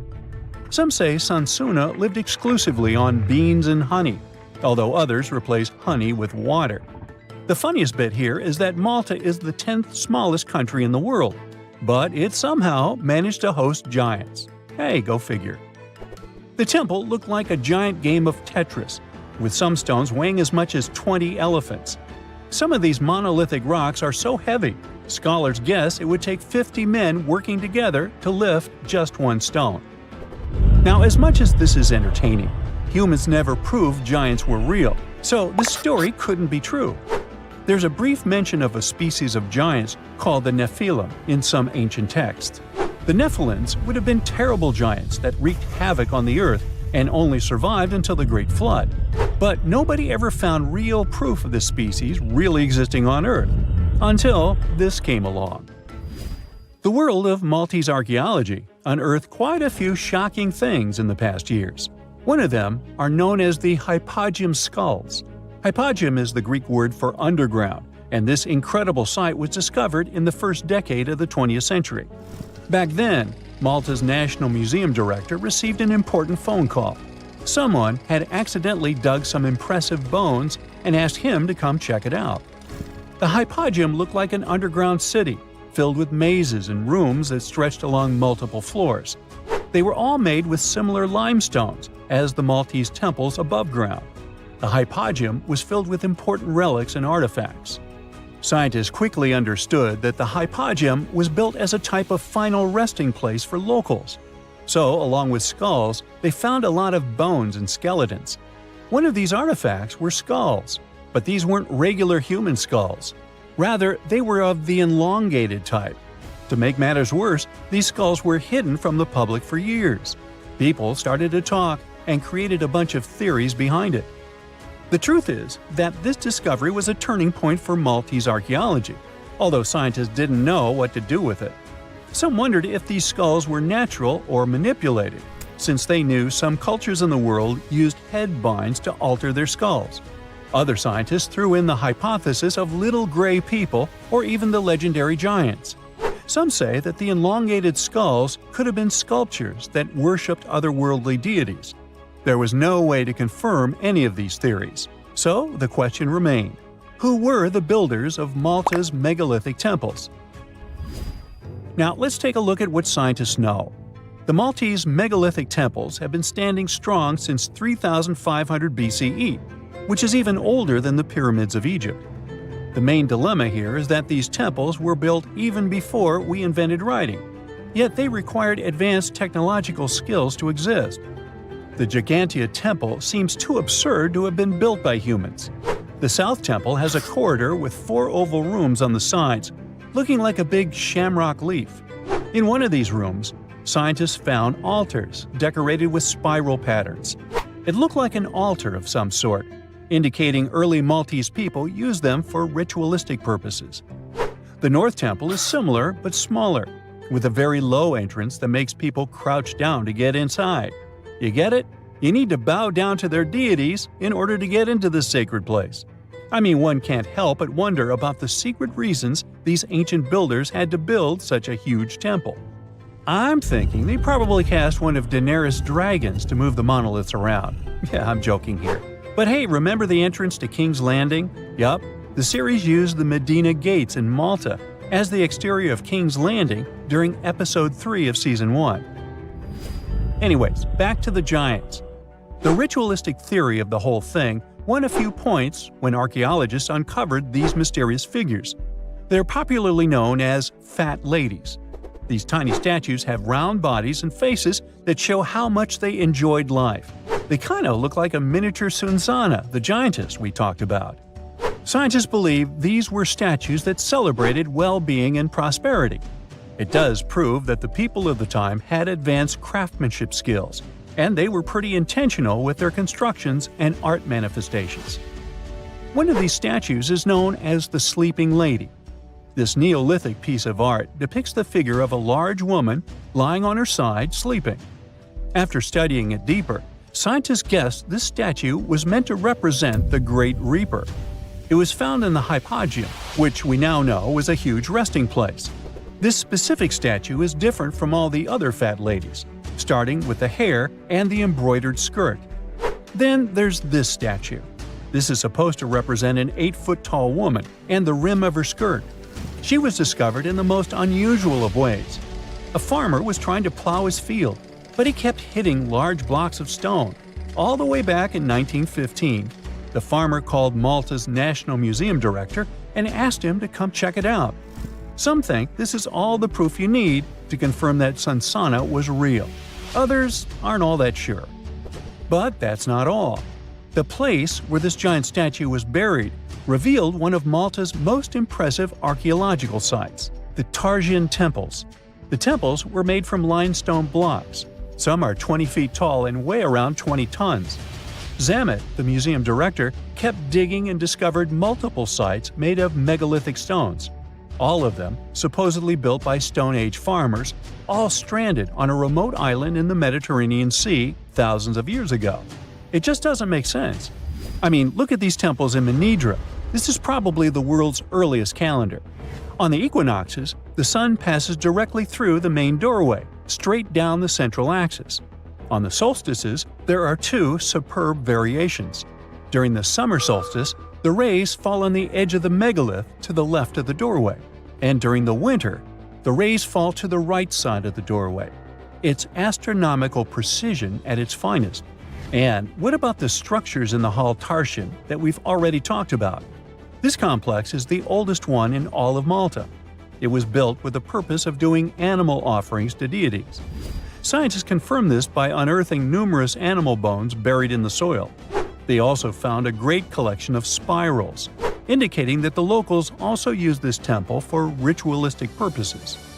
Overall, there are 7 megalithic temples in Malta, each more impressive than the other. Scholars keep on digging to see if they can uncover the truth, much like researchers do with the pyramids of Egypt, the lost Mayan cities in the Americas, and other sites. Rekat structure is a giant formation in the Sahara that looks exactly like a giant bullseye. It's so wide that you can see it from space. Even the CIA got interested in it. In 1965, they planned a flyover looking for geomagnetic anomalies. The findings are still classified. Perhaps the theories are true, and this place is truly the lost city of Atlantis. Now, Atlantis supposedly sank beneath the waves, but recent discoveries are pointing us in a different direction.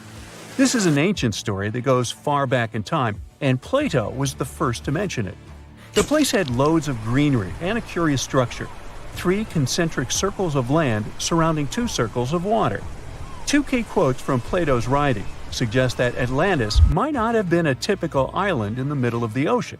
Plus, Atlantis had a major influence from Africa and Europe, challenging the idea of it being in the Atlantic. It turns out that the Eye of the Sahara and Atlantis look alike.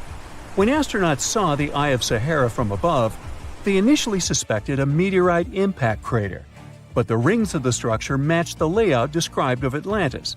More importantly, the Sahara wasn't always a desert. It turned from a tropical region into a desert around 11,000 years ago. Researchers found evidence of a massive river called the Tamaracet that could have sustained a community. This river flowed toward the Rekat structure, aligning with Plato's description. The Trans-Saharan Seaway ran through the Sahara 50 to 100 million years ago.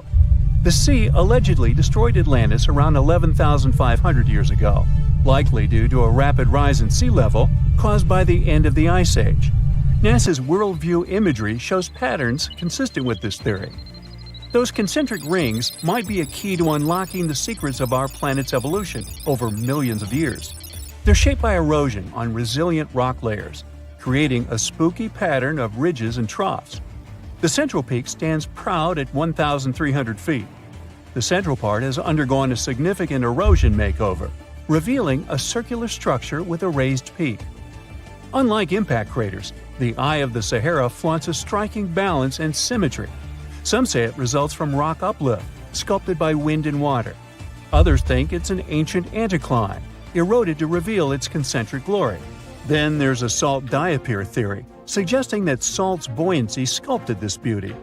Dating techniques have proved that it formed 541 to 252 million years ago, give or take a million or two.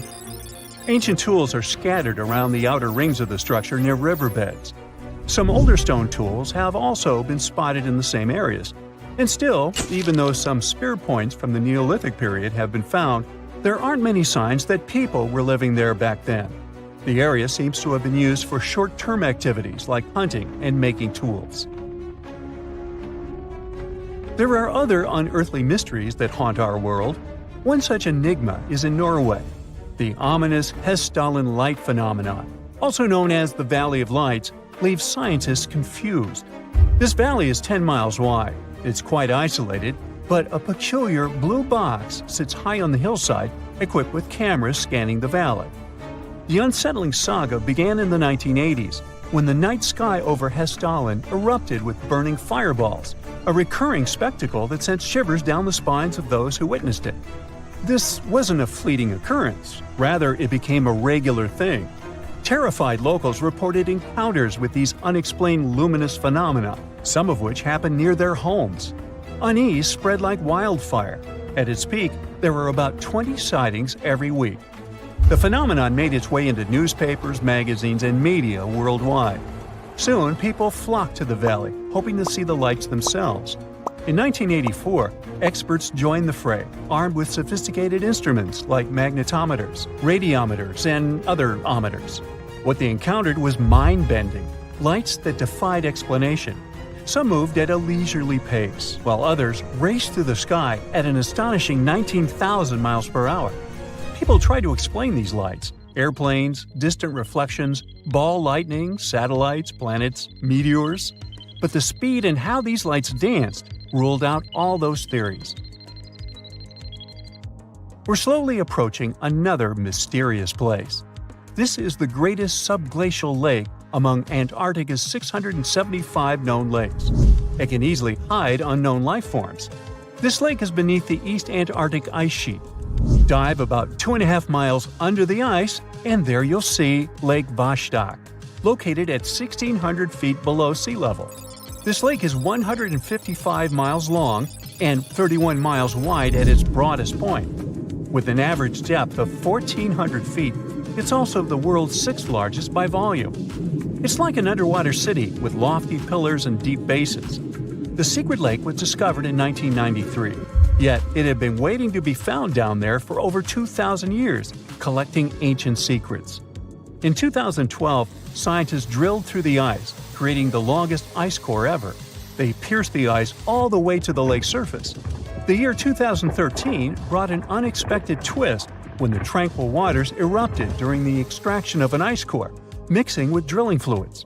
Then they got a pristine water sample in 2015. Some believe there might be previously unknown life forms down there, since it's a fossil water reserve that's been untouched for millions of years. That could be a lot like those speculated ice-covered oceans on moons like Europa and Enceladus.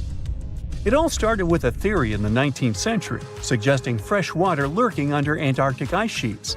Then, in 1955, seismic soundings hinted at a subglacial lake, and by the 90s, satellite data confirmed Lake Vostok's existence. Now, Lake Vostok isn't alone. In 2005, they found an island in the middle of the lake. Then, two smaller lakes joined the party. They suspect that a secret network of subglacial rivers might link these lakes. Now, very far away from Antarctica, in Venezuela, Catatumbo lightning presents a sinister light show at the junction of the Catatumbo River and Lake Maracaibo. This unsettling lightning phenomenon happens at about 140 to 160 nights a year, going on for 10 hours a day, and can flash up to 280 times in a single hour. The frequency of this lightning show changes with the seasons and from year to year. There was a break between January to March in 2010, causing a bit of worry that it might vanish forever. As the sun sets, winds from the east start picking up speed. The strong wind is called a nocturnal low-level jet, like what you see in the Great Plains of North America. These winds bring moisture, mostly from the Caribbean and the lake itself. This humid air hits high mountain ridges, causing thunderstorms to form over the mountains. Thanks to the ongoing wind situation, more thunderstorms appear as the night goes on. This pattern repeats itself, and is why this area has the highest annual lightning rate globally. The next place scientists cannot explain is in China. That is the Longyou Caves. They have lofty slanted roofs and sturdy pillars. The spot remained hidden for centuries. These human-made caverns, built around 2,000 years ago, decided to reveal themselves only in the 90s. Local farmers drained some ponds and unveiled 5 massive caverns. Further digging exposed an additional 19 smaller caves. They range from 60 to 110 feet in width and 26 to 50 feet in height. Archaeologists found historical relics from the reign of Emperor Zhuan of Han, dating back to over 2,000 years ago. Now, how did these caves survive for more than 2 millennia without falling apart? No ancient records explain the way they were crafted either. The walls show chisel marks, hinting at some layer-by-layer chiseling action, but the exact construction process is still a head-scratcher. There are entire communities of unusual tiny organisms that live in lagoons in Patagonia, and they are some of the first forms of life ever. No one had known about them until two scientists, Brian and Maria, went to explore certain areas in Patagonia. Now, Patagonia occupies nearly half of Argentina, and few people live there. Only some farmers and sheep ranchers that mostly stay near rivers and grow things such as apples, pears, and alfalfa. A long time ago, it was a wild and distant place where Indian tribes lived. But this time, we're going to follow the tracks of life forms that appeared long before humans and look closer at these interesting microorganisms Brian and Maria found. Those two had to drive for 9 hours on some rough roads to reach their destination. They stayed in a small village. Only 35 people live there. These people depend on just one spring because it almost never rains there. On the last night in the village, Brian realized that satellite images he had taken had shown a set of lagoons that were only 10 miles away. The next day, the small team jumped into a car and went up the road as far as they could until it became too difficult to drive. They continued hiking the rest of the way. It was hard because they had to carry water to deal with the intense sunlight. In some spots, they ended up sinking up to their knees in a slush made of salt. Up there were 12 lagoons with perfectly clear waters. The place itself didn't offer much except for very acidic and salty water and intense direct sunlight. But it was kind of like traveling back in time, because those conditions were like what Earth looked like many, many years ago. When Brian examined the lagoons, he was surprised to see many unusual microorganisms there. We call them stromatolites, and they're so small we can't even see them without a microscope. But they get together and form large communities. In the past, many unusual species lived this way. For example, cyanobacteria. They were important back in their time because they produced oxygen. Earth, in its initial stages, didn't have much of this gas in its atmosphere.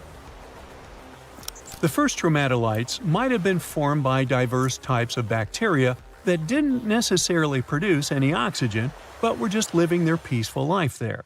They formed layers, piling on top of one another, so that at least some of them could get a bit of sunlight. They used sand and sticky liquids to stay close together. Brian was also incredibly surprised because those were the biggest living stromatolites he had ever seen. Living stromatolites usually grow to be over 3.3 feet high, but the newly found ones were 15 feet wide and a few feet tall, which is giant compared to those living in other places. And fossilized ones were even larger. A long time ago, they could grow bigger than today because there weren't many other species that could eat or harm them. Also, there are many other organisms today that can grow faster and more massive than them and take up their space. That's why stromatolites can only survive in rare places where hardly anything else can live, like in these very salty lagoons located high above sea level in Punta de Atacama. The stromatolites found there are the most famous ones because they might be some of the best examples of the earliest life on our planet.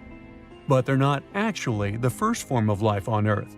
The oldest of their fossils are 3.5 billion years old, while some other evidence we have tells us that life on our planet appeared around 4.1 billion years ago. Maybe some stromatolites lived back then as well. But Earth has changed a lot since then, and the places where they might have lived haven't survived. Now, all this may not seem like a lot at first glance, because no one has found an exotic and weird beast our world has never seen. But these are notable examples of what searching for life somewhere else in the universe might look like. Scientists who are interested in studying Mars often come to this place, since it might be similar to what the red planet looked like an exceptionally long time ago. If there were fossils hidden in the ancient rocks on Mars, they might look like these stromatolites. Another faraway land has revealed some of its secrets. It's Antarctica, with an ancient lost world found under its ice. Antarctica hasn't always been this frosty, isolated land of snow and ice sheets. Once it used to be part of the Gondwana supercontinent, together with what is now South America, Africa, Australia, the Arabian Peninsula, and the Indian subcontinent. But at some point, it split off and went to build a life on its own. It formed as other landmasses started to move away, which created its coastline. But Antarctica was different in many other ways back then too. It used to be a land covered in magnificent forests and rivers full of life. Scientists used radar and satellites to explore a mysterious world hidden under the ice there. This ancient land, which is close to the Indian Ocean, is as big as the U.S. state of Maryland or Belgium. It's more than 14 million years old. Some studies say that this area formed over 34 million years ago, which was way before Antarctica got into its deep freeze. At first, temperatures there were higher, possibly like the weather in Patagonia or the cold, temperate rainforests of Tasmania, New Zealand, or maybe even more tropical than that. But as the climate became cooler, small glaciers started forming on hills close to the rivers. Valleys sunk deeper because of all that ice covering them. And then, temperatures dropped even lower, and a giant layer of ice covered the entire continent, hiding those old glaciers. Rivers shaped this lost world a long time ago, way before it ended up covered in ice that's almost 2 miles thick in some spots. Scientific studies of this area showed that those landscapes had been full of highlands and mountains. The ice that formed over Antarctica made the whole area very cold, so the landscape couldn't erode anymore. This means everything has remained basically the same and untouched under the ice for millions and millions of years. What's interesting is that we know less about this land hidden under the ice than about the surface of Mars.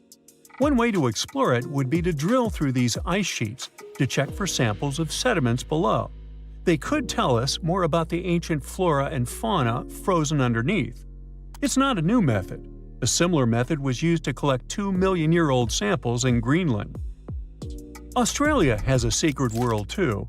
Ancient organisms were found hidden in rocks in the northern parts of the continent that are about 1.6 billion years old. These microscopic things are part of a family called eukaryotes. The members of this family that exist today include plants, fungi, animals, and even those tiny organisms with just one cell, such as amoeba. All living things with nuclei in their cells, including us, can trace their family tree back to one of the oldest members of this family. That one is called the last eukaryotic common ancestor, and it lived more than 1.2 billion years ago. Those ancient organisms were more complex and bigger than bacteria. Maybe they were the first predators on Earth, hunting bacteria. Imagine you are walking to your car in the morning, but there is a problem. Your vehicle is not sitting neatly by the side of the road. Its rear end is sticking out of a gaping hole. This is what happened to a Queens resident, New York, back in 2020.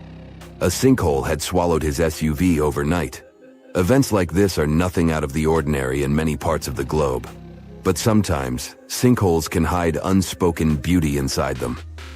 In East Asia, a recent find stunned the scientific community. Cave explorers came across a colossal sinkhole that concealed an ancient forest.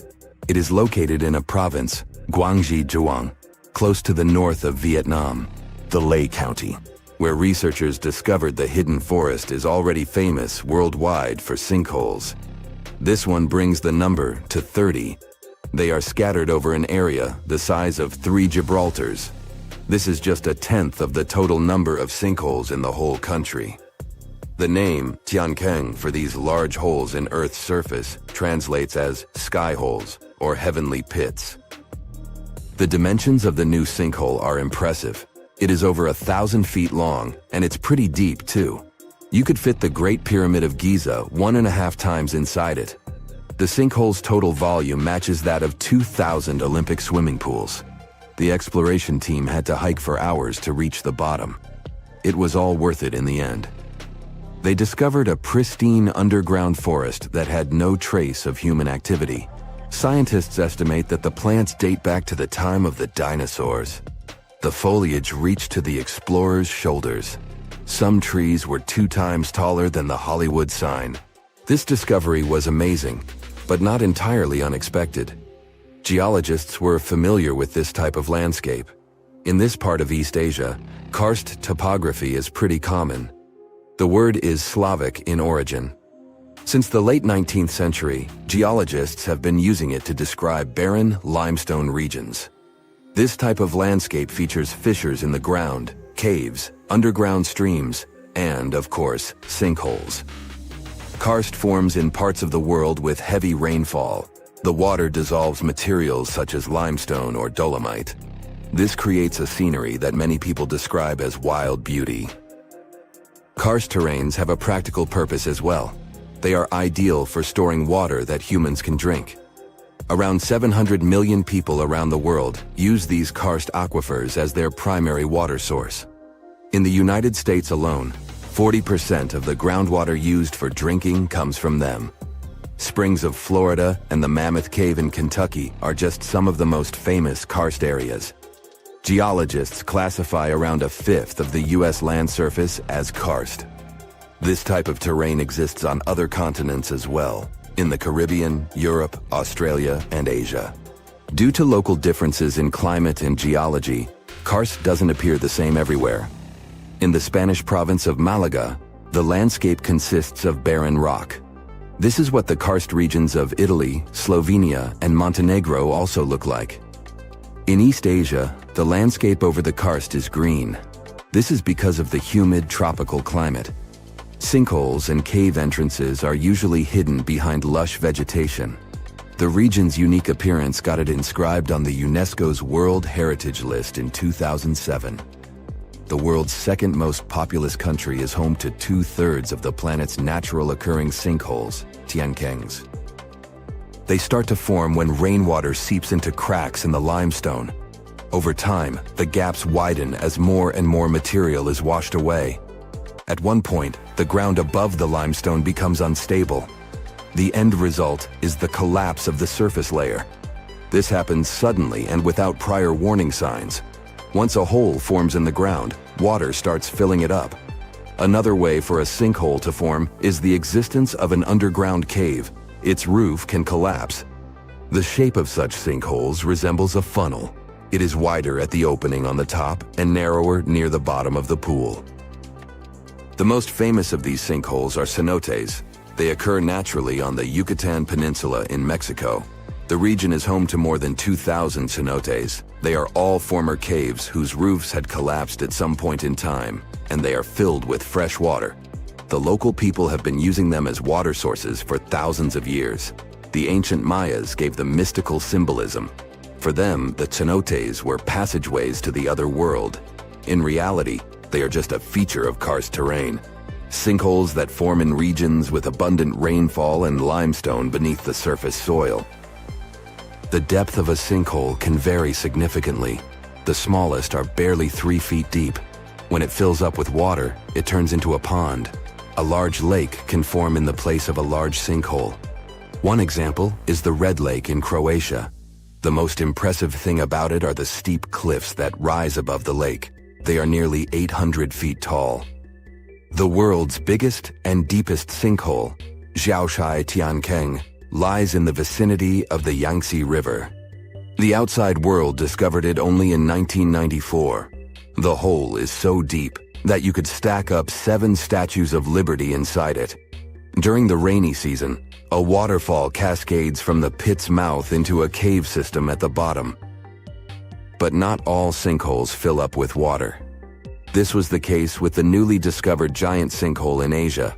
It developed its own ecosystem. The high humidity and low temperature inside it were perfect for plant life to thrive. The very bottom of the hole is connected to an underground water flow. Scientists discovered 72 species of rare wild plants in the area. They are in danger of disappearing on the surface, but inside the sinkhole, they have found the perfect conditions for growth. The enormous opening in the ground is essentially a wildlife refuge. This was confirmed in 2021. That's when biologists discovered two species in the Yunnan province that they previously thought had gone extinct. Who knows what other animal and plant species are still hiding in there? Exploring these underground cave systems can be quite dangerous. They are often home to venomous snakes and mosquitoes. Even descending into a sinkhole is perilous. The cliffs are steep and stones are often very sharp. That's why the exploration of sinkholes in Asia is going slower than research would like. The sinkholes I've mentioned so far have all formed naturally. Erosion is the main process behind their creation. But the ground can also open because of human activity. Everything from a construction site to a leaking sewer pipe can cause the earth to give way. Sinkholes in urban areas pose a risk to infrastructure. One of the most famous examples of this happened in Japan in 2016. A busy street in downtown Fukuoka collapsed near the main train station. The sinkhole severed power lines and pipes that lay underground. Luckily, no one was injured. The diligent Japanese engineers repaired the damaged road section in just 48 hours. The biggest issue with sinkholes is that you never know when and where they are going to open. The best tool that geologists have for detecting underground cavities is ground-penetrating radar, GPR. It resembles a land mower. The operator goes up and down a troubled area to scan the ground underneath. The radar sends out impulses that detect any contrast between different materials. It feeds back this info in the form of a 2D or a 3D image. Once engineers detect a potential sinkhole, they use different techniques to stabilize the ground above it. The simplest method is called grouting. It involves filling the hole so it won't collapse. The most common materials are polyurethane foam and cement.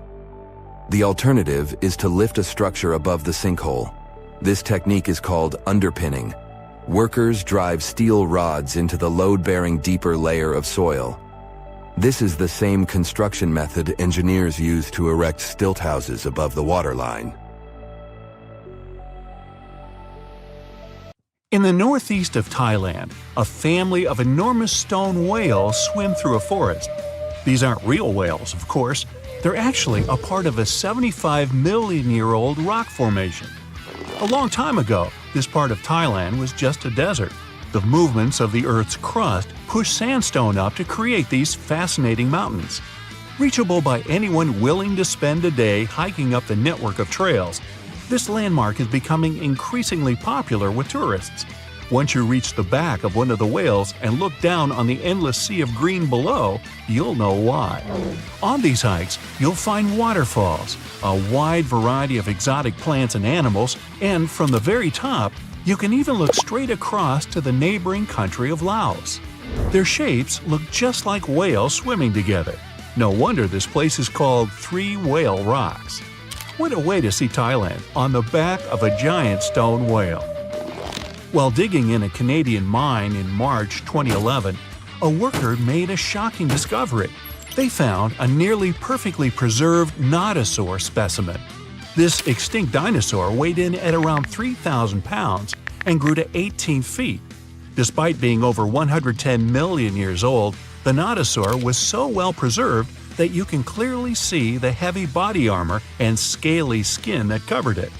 It took almost an entire year of painstaking work to uncover the incredible find. The fossil was finally unveiled in a Canadian museum in 2017. Unexpectedly, analysis of the skin showed shading that the nodosaur may have been capable of camouflage, like modern-day geckos and moths. This is in addition to the spines and scales that already make it a walking tank. Still being studied today, this nodosaur could go down as one of the most important fossils discovered in a long time. Its detail could help us to uncover even more of the mysteries of the past. The Voynich manuscript is the world's most mysterious document. Since its discovery in 1912, the manuscript has been a complete mystery to everyone that comes across it. It is heavily illustrated with strange pictures of alien plants, unknown objects, and the zodiac symbols. But the most interesting aspect of it is the writing. The language used in the text is completely indecipherable. No one knows what it says, who wrote it, or where it was written. We don't even know if it was a real, functional language or if it was just created for this one text. The drawings of different plants are equally intriguing. Most of the plants in the manuscript are identifiable as plants, but they don't match up with any known species. A professor of applied linguistics in England claimed to have deciphered some of the characters in the book, but we haven't managed to uncover any more information about this mysterious text. If you're ever going to head down under, don't forget to pay a visit to the Mystery Craters in Queensland. Halfway between Bundaberg and Gingin is one of Australia's most baffling finds, and that's saying quite a lot for Oz. In 1971, the site belonged to a farmer growing zucchini and potatoes. As the farmer tried to expand his farm, he kept hitting large rocks in the fields while plowing. When he took a closer look at the rocks in his way, he found marine fossils and some strange craters. The farmer passed his finds on to geology professors, who set out to research the formations. When the geologists began digging around the area, they uncovered a huge layer of sandstone and ochre stain that was completely covered with craters.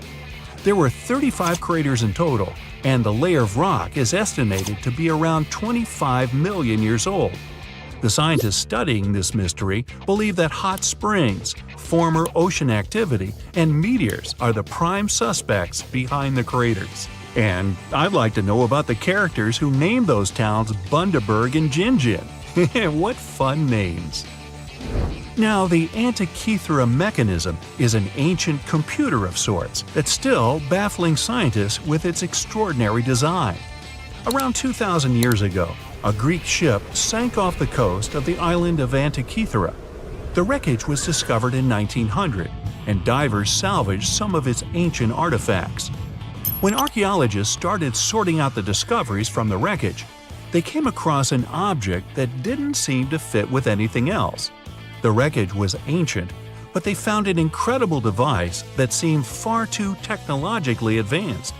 The machine functioned as a calculator, allowing its user to follow time, the movement of stars, eclipses, moon phases, and even countdowns to events like the Olympics with amazing precision. This level of technology is almost impossible to explain coming from an ancient Greek wreckage. No mechanism would come close to the machine until the 14th century, when geared clocks began to be built in Europe. How was the device created so long ago, 1,400 years before its time? Could the sinking of the Antikythera and the loss of the calculator have held the development of technology back by hundreds of years? Meanwhile, the Caucasus Mountains near the Black Sea are one of the few areas of Europe that haven't experienced much human impact, even though most white-skinned people in the world are referred to as Caucasians. Despite this, archaeologists have found many ancient megalithic structures in the area. The house-like structures, known as dolmens, contain jewelry, bronze tools, and assorted pottery. Archaeologists don't know who built them, why they built them, or what their true purpose is. The stones were either two stones held together by a large stone as a roof, or smaller stones stacked as walls with a hole only on one side. There have even been stone plugs found that to seal whatever is inside. What's even stranger about these stone formations is that they aren't just found in the Caucasus. They're found all over the planet, in Australia, South Korea, Colombia, Africa, and even France. Their purpose is unknown, so all scientists can do is speculate. The discovery of the tomb of the first emperor of China in 1974 is well documented. Who could forget the finding of 8,000 terracotta warriors protecting the entrance? Most of the statues are warriors, each with their own unique facial expressions. There are even full-size terracotta horses and chariots too, just for extra protection. What isn't well known is that some areas of the tomb haven't ever been entered yet. Archaeologists are very reluctant to open the site because the whole area is unstable.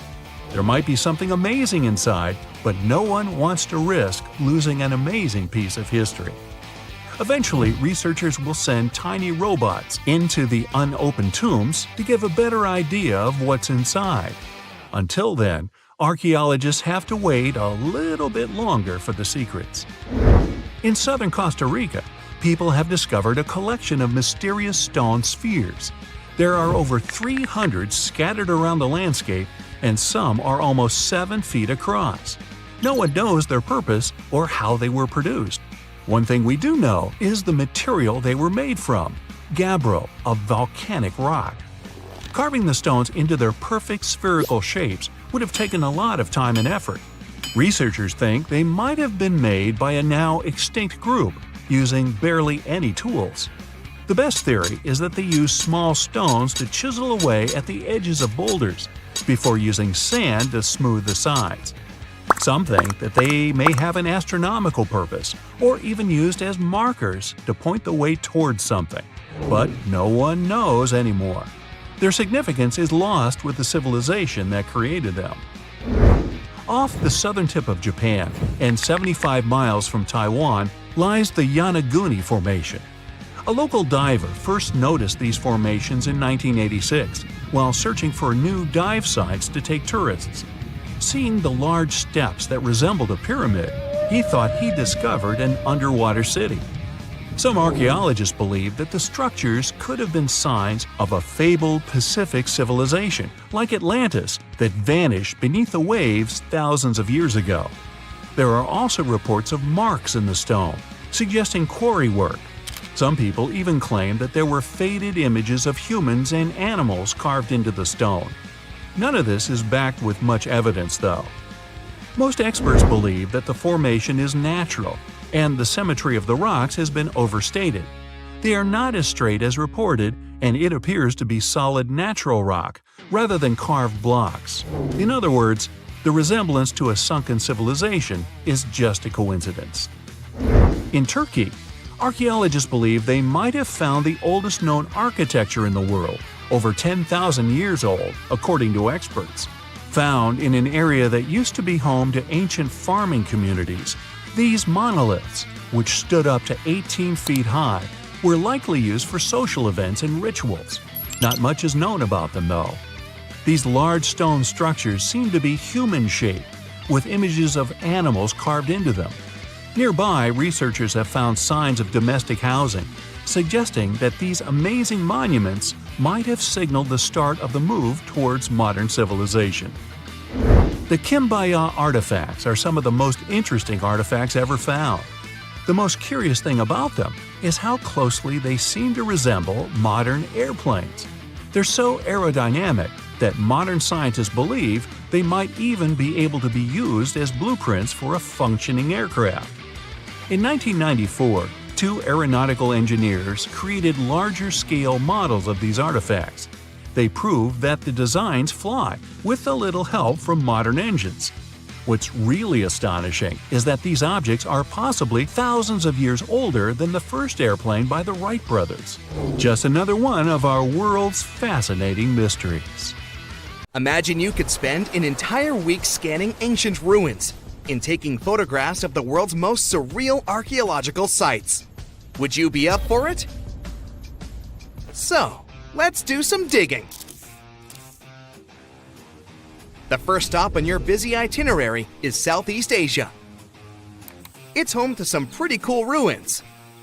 You start in Baigong, located in the hinterlands of Myanmar. There are many ways to visit the site, and you're glad you've booked 2 different experiences. The first one is a hot air balloon trip at sunrise. Right before dawn, you board the balloon, and as soon as the sun starts to appear on the horizon, you begin your flight over the marvelous area. As the sun rises, it glistens on more than 2,000 conic-shaped golden structures. The hot air balloon ride is quick, but it gives you unparalleled views of all the 40 miles over which the site sprawls. Back on land, you rent a bicycle and roam the village of ruins. Some of them are open and allow you to peep inside. These magnificent ruins were built between the 11th and 13th century CE and were mainly places of worship.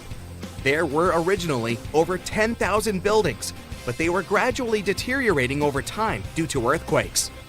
Thankfully, the site became a UNESCO World Heritage Site back in 2015 and has since been preserved. Up next, you catch a flight to Cambodia. You take some time to visit Angkor. The world-famous archaeological site nestled deep within the jungle. Good thing you've brought bug spray with you. The city of Angkor was once the capital of the Khmer Empire from the 9th to 15th century. FYI, the word Angkor means capital city in the Khmer language. The city was founded by King Yasovarman I, and it became one of the largest cities in the pre-industrial world. Researchers say nearly 1 million people live there. Until today, Angkor is admired for its stunning architecture. The Khmer style is recognized in the use of huge blocks of sandstone. The towers are believed to have been once decorated with gold. But today, the site is a maze of vine-covered temples. The city was abandoned in 1431 and wasn't rediscovered until the 1840s. Oh, and just so you know, this is also a UNESCO Heritage Site. It became one in 1992, in case you want to brag to your friends about your culturally rich adventures in the future. Now, your trip continues in Egypt. You're here to visit the Karnak Temple in the city of Luxor. You opt for the most unusual way to get to Luxor. That is, a boat ride down the Nile River. Leaving Cairo, you head south until you reach the famous ancient city. Luxor was once the capital of Egypt and a true hub of power and wealth. That is why the Karnak complex is such a great archaeological site. You choose to visit it at night, and still at the entrance, you are struck by the site's beauty. In the evening, artificial lights cast a golden glow on the temple statues and stone columns. The temple is huge and was built mainly around the 18th and 19th centuries BCE. Each Egyptian pharaoh from that period left their own architectural mark on the site. The highlight of this tour is taking a walk through the Avenue of Sphinxes and discovering the Great Hypostyle Hall. This hall is filled with towering pylons and solid sandstone columns, a true wonder. From Egypt, you head down to Jordan. Now, if you like terracotta landscapes, you've come to the right place. The city of Petra is a marvel of the ancient world. Located in Jordan's desert, the city was a commercial hub back in the 4th century BCE. The Nabateans, an Arab Bedouin tribe, lived in the so-called Rose City and thrived for many years, having accumulated a significant amount of wealth. The city was known for its innovative water management system, which made the region inhabitable. And yes, you'll catch a glimpse of its ruins on your tour. The rock-carved gate-like structure Petra is famous for what is called the Pharaoh's Treasury. It stands at the main entrance to the site and is said to have a treasure hidden beneath it. Don't forget to stand right beneath it and take one of those classic pictures for social media. Once Petra has been ticked off the list, you fly to southern Europe. More specifically, to the tip of the Italian boot. You have a day trip scheduled to visit the ruins of Pompeii. Pompeii can be reached by car from the city of Naples. It's home to the eerie yet well-preserved ruins of a city that was once engulfed by lava. When Mount Vesuvius erupted in 79 CE, it left the city of Pompeii completely buried under millions of tons of volcanic ash. The ancient city was first discovered by beneath the volcanic rock in the 16th century, but it was first cleared from debris in the 1870s. Today, you'll be able to walk down the streets of these ancient Roman ruins and imagine what the town looked like in its heyday. Pompeii was a vibrant and rich municipality. The site's ruins revealed that many areas of Pompeii had boasted impressive bakeries, markets, and even houses with balconies, which were a sign of great wealth at the time. And believe it or not, even some artworks survived the eruption. Archaeologists found well-preserved frescoes and murals with mythological creatures. All this indicates that members of the high society lived there. The city even had thermal baths and showers made from luxurious materials. While you're still in Europe, you'll hop over to visit the iconic Stonehenge. It's a perfect day trip if you stay in the city of London, just a short train journey away. Stonehenge dots the Salisbury Plain in Wiltshire, England, and is one of the world's most recognized ancient ruins. More than 5,000 years old, these curious stone rings are some of the oldest stone structures on the planet. Created out of sandstone, they are shrouded in misery. Who built them and why is still largely unknown. Popular theories claim that Stonehenge was used as a great solar calendar, built to help people keep track of days, weeks, and months. Talk about hard work to create a mere calendar, huh? In the final leg of your trip, we'll take you to explore the Southern Americas. In Guatemala, in Central America, you'll find ancient Mayan ruins. The lost city of Tikal is a city made of 3,000 buildings, the remains of the capital of the Mayan Empire. You can compare its importance to such cities as London or New York today. The North Acropolis is Tikal's most ancient complex of monuments. Built solely by human hands in 350 BCE, it served as the resting place of kings and chiefs. Back in the day, the step pyramid temples were painted a beautiful red. Mayans loved that color. Today, of course, you'll only see the limestone. You might wonder, what made such a great city turn into ruins? Well, archaeologists have no clue about the cause of Tikal's decline. Until today, this question remains unanswered. Was it a drought? Disease? Maybe we'll never know. Are you in the mood for some Mayan ruins? Chichen Itza is an archaeological site with the best preserved pyramids on Earth. Located in Mexico's Yucatan state, this Mayan city is well over 1,500 years old. At its peak, it was home to 35,000 people. The site covers 1.9 square miles and has many ruins spread throughout it. The highlight is El Castilla, a tremendous step temple, rising 80 feet above the ground. Its most peculiar feature is that it has 91 steps on each of its 4 sides, including the upper platform, which makes for 365 steps, the same as the number of days in the solar year. Phew, what an intense trip. Time to head home now and soak it all in. See you next time. You're hiking in the wilderness, looking for a safe spot to set up camp. All you can hear are leaves and branches cracking under your footsteps. Some squirrels are running up a tree over there. But suddenly, something unexpected happens. You notice something weird in the distance in between the trees. It kind of looks like a concrete structure of some sort. Weird. At this point, you're at least 20 miles deep in the woods, and there are no nearby towns or villages, as far as you know. So you decide to go off the trail with your friends to get a closer look. But as you get nearer, you realize that it's actually a 12-foot-tall staircase, and it's leading to nowhere. What's it doing there in the middle of literally nowhere? And it doesn't even lead to anything. You put on your Sherlock Holmes cap and investigate. So maybe there used to be an old house or mansion here that collapsed over the years, and the only thing left is this staircase. But weirdly enough, after circling the bizarre structure, you realize there's no trace of any ruins or even foundations. It's like someone just sliced a staircase off their house, cake style, and plopped it here for no reason. Okay. You and your friends aren't really into getting a whole lot closer. Something feels wrong. The longer you look at this weird structure, the more you feel a super creepy presence. Something tells you you should probably leave the area as fast as possible. You can't explain the feeling or take your eyes off the creepy staircase. You take out your phone and snap some pictures. Then, after a lot of hesitation, you take a few steps closer and notice that the stairs don't seem to be all that ancient, a few decades old at best.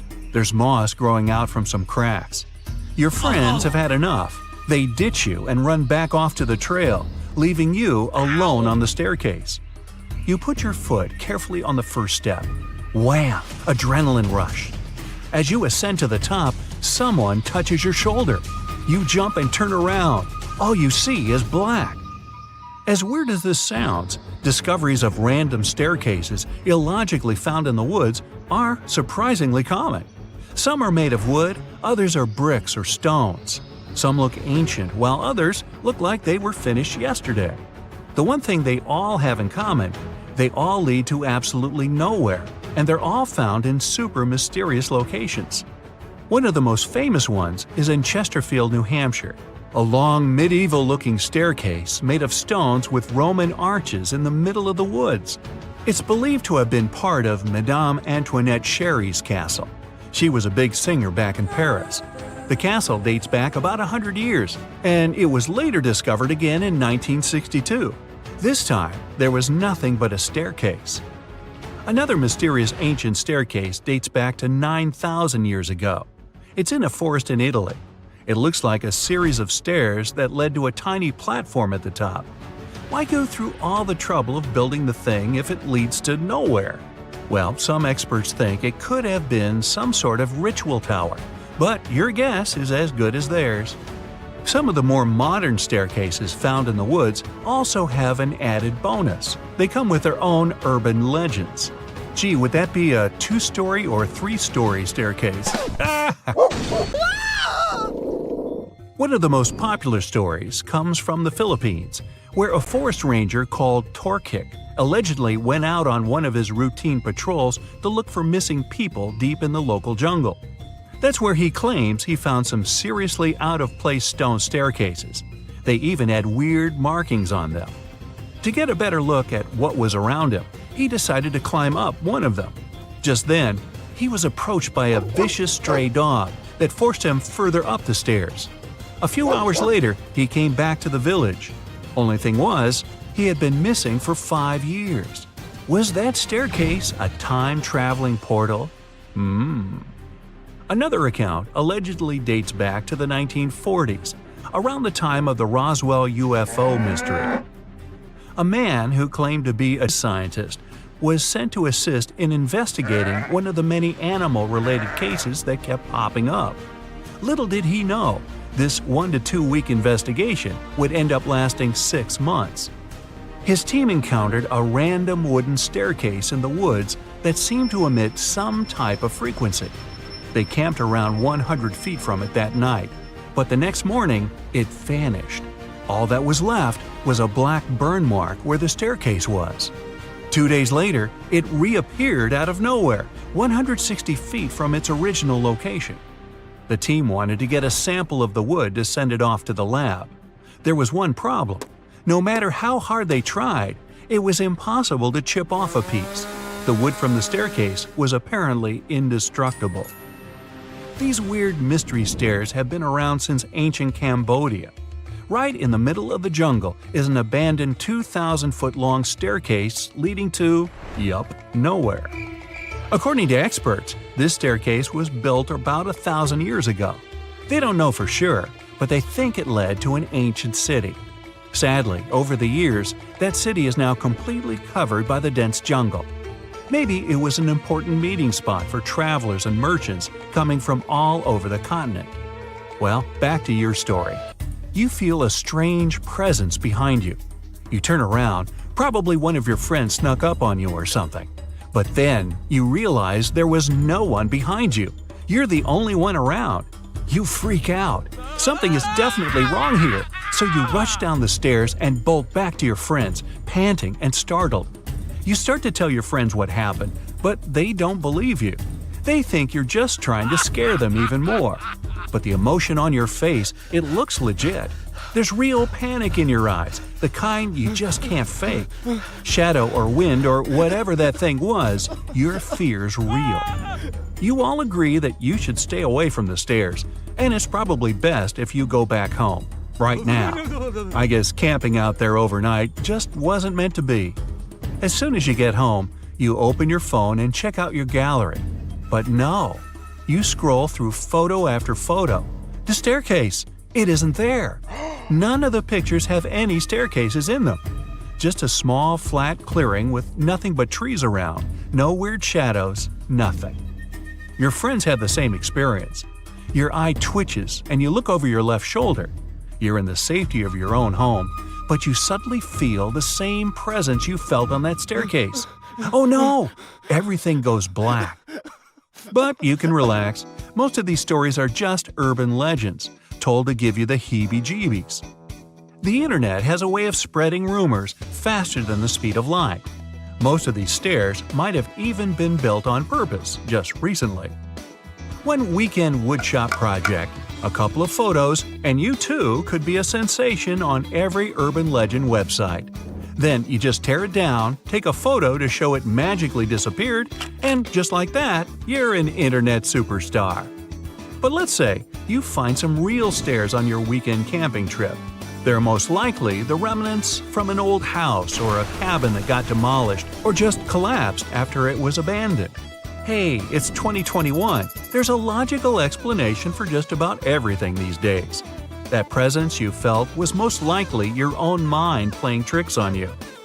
When you see something in real life that looks like something you saw on a website or a scary movie, your mind starts to work overtime, and you can actually see something or feel something that's not even there. That's what some people say happens when you get hypnotized. You want to see something so bad, and you do. That's probably what happened. Or was it? The first photograph was taken in 1826. Yeah, there I am, way in the background. I'm waving. From then on, we've had countless images taken all over the world. Back in the day, if you really wanted your portrait taken, you needed a painter to help you with it. You would have had to stand still for long periods of time, making sure the light was just right. And let's face it, those portraits weren't really as exact. Maybe you'd have asked for your eyes to be a bit brighter, or your lips a bit poutier. When it comes to famous people in ancient history, there's not much we can do in terms of photography. It's simple. There aren't any pictures or famous ancient people. We can try to imagine what they look like based on their paintings or on texts written about them by highly regarded scholars. Fortunately, more and more as years go by, this lack of knowledge will become a thing of the past. Enter forensic facial reconstruction. With the help of this amazing science branch, we can now have a better understanding of what ancient celebrities look like. But how are scientists able to do that, you might ask? Go ahead, ask. Turns out that a person's skull can tell a lot about their appearance.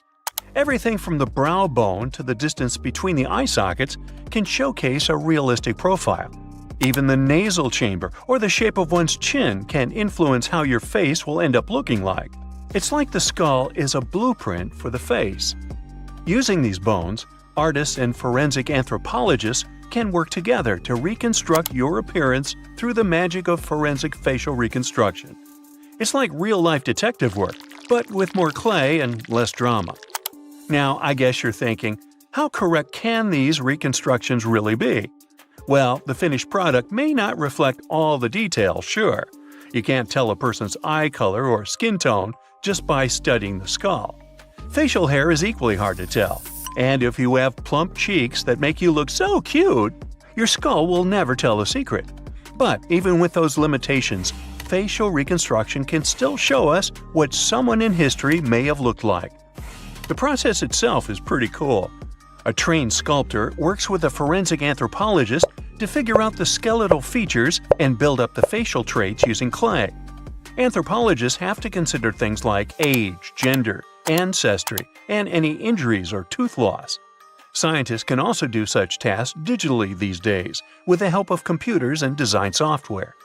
With all these amazing scientific advancements in mind, did you hear the latest news about King Tut's family tree? Well, apparently his possible father, an ancient Egyptian pharaoh, just got a new face makeover. And let me tell you, he's looking regal and serene due to some digital reconstruction magic. But even though this is the most correct representation of him so far, we still don't know for sure who he really is. This fellow was found in 1907 in the Valley of the Kings, just a few feet away from King Tut's tomb. Scientists have been studying him for over a century and think he might be Akhenaten, King Tut's daddy, and a very important Egyptian ruler for that matter.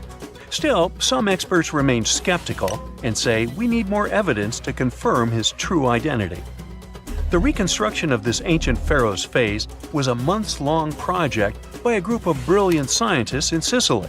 They even brought in a 3D forensic artist from Brazil to help out. The new model is different from earlier ones because they wanted to focus on his facial features and not get distracted by his hair, jewelry, or other bling. On the same note, make way for this latest fashion icon. No, it's not some famous model. It's a hunter-gatherer woman who lived in Sweden 7,000 years ago. And boy, is she fierce-looking in her new reconstruction. She's rocking a feather cape, a slate necklace, and a belt made from 130 animal teeth. Talk about being fashion-forward or backward. Plus, her dark skin is painted with white patterns, making her look like a true work of art. But don't be fooled by her stunning appearance. This woman was more than just a pretty face. She was buried upright in a location dating back to 5500 BCE to 4600 BCE, and her rich jewelry tells us that she was important in her local community. Thanks to the work of an archaeologist and sculptor, we can now see what this ancient woman looked like. They used a CT scan of her skull to piece together her face muscle by muscle, creating a unique expression. It's like making eye contact with the past. While we may never know for sure what her role was in her community, her intricate surroundings suggest that she held a special place for her people. Now, Otzi, the 5,300-year-old mummy from the Alps, also got a new makeover thanks to this amazing technology. He didn't go to a plastic surgeon if that's what you're thinking. Two Dutch brothers used their skills in forensic science and artistry to recreate his face for a new exhibit in Italy. Otzi was found in 1991 by hikers who stumbled across his mummified and frozen remains in the mountains near the Italian-Austrian border. He's been around longer than Stonehenge or the pyramids of Giza. And now, thanks to the two skillful brothers, we finally know what he looked like. They used 3D images of his skull to recreate his face. A photographer also documented the whole process for half a year. Earlier research shows he passed away from a wound caused by an arrow.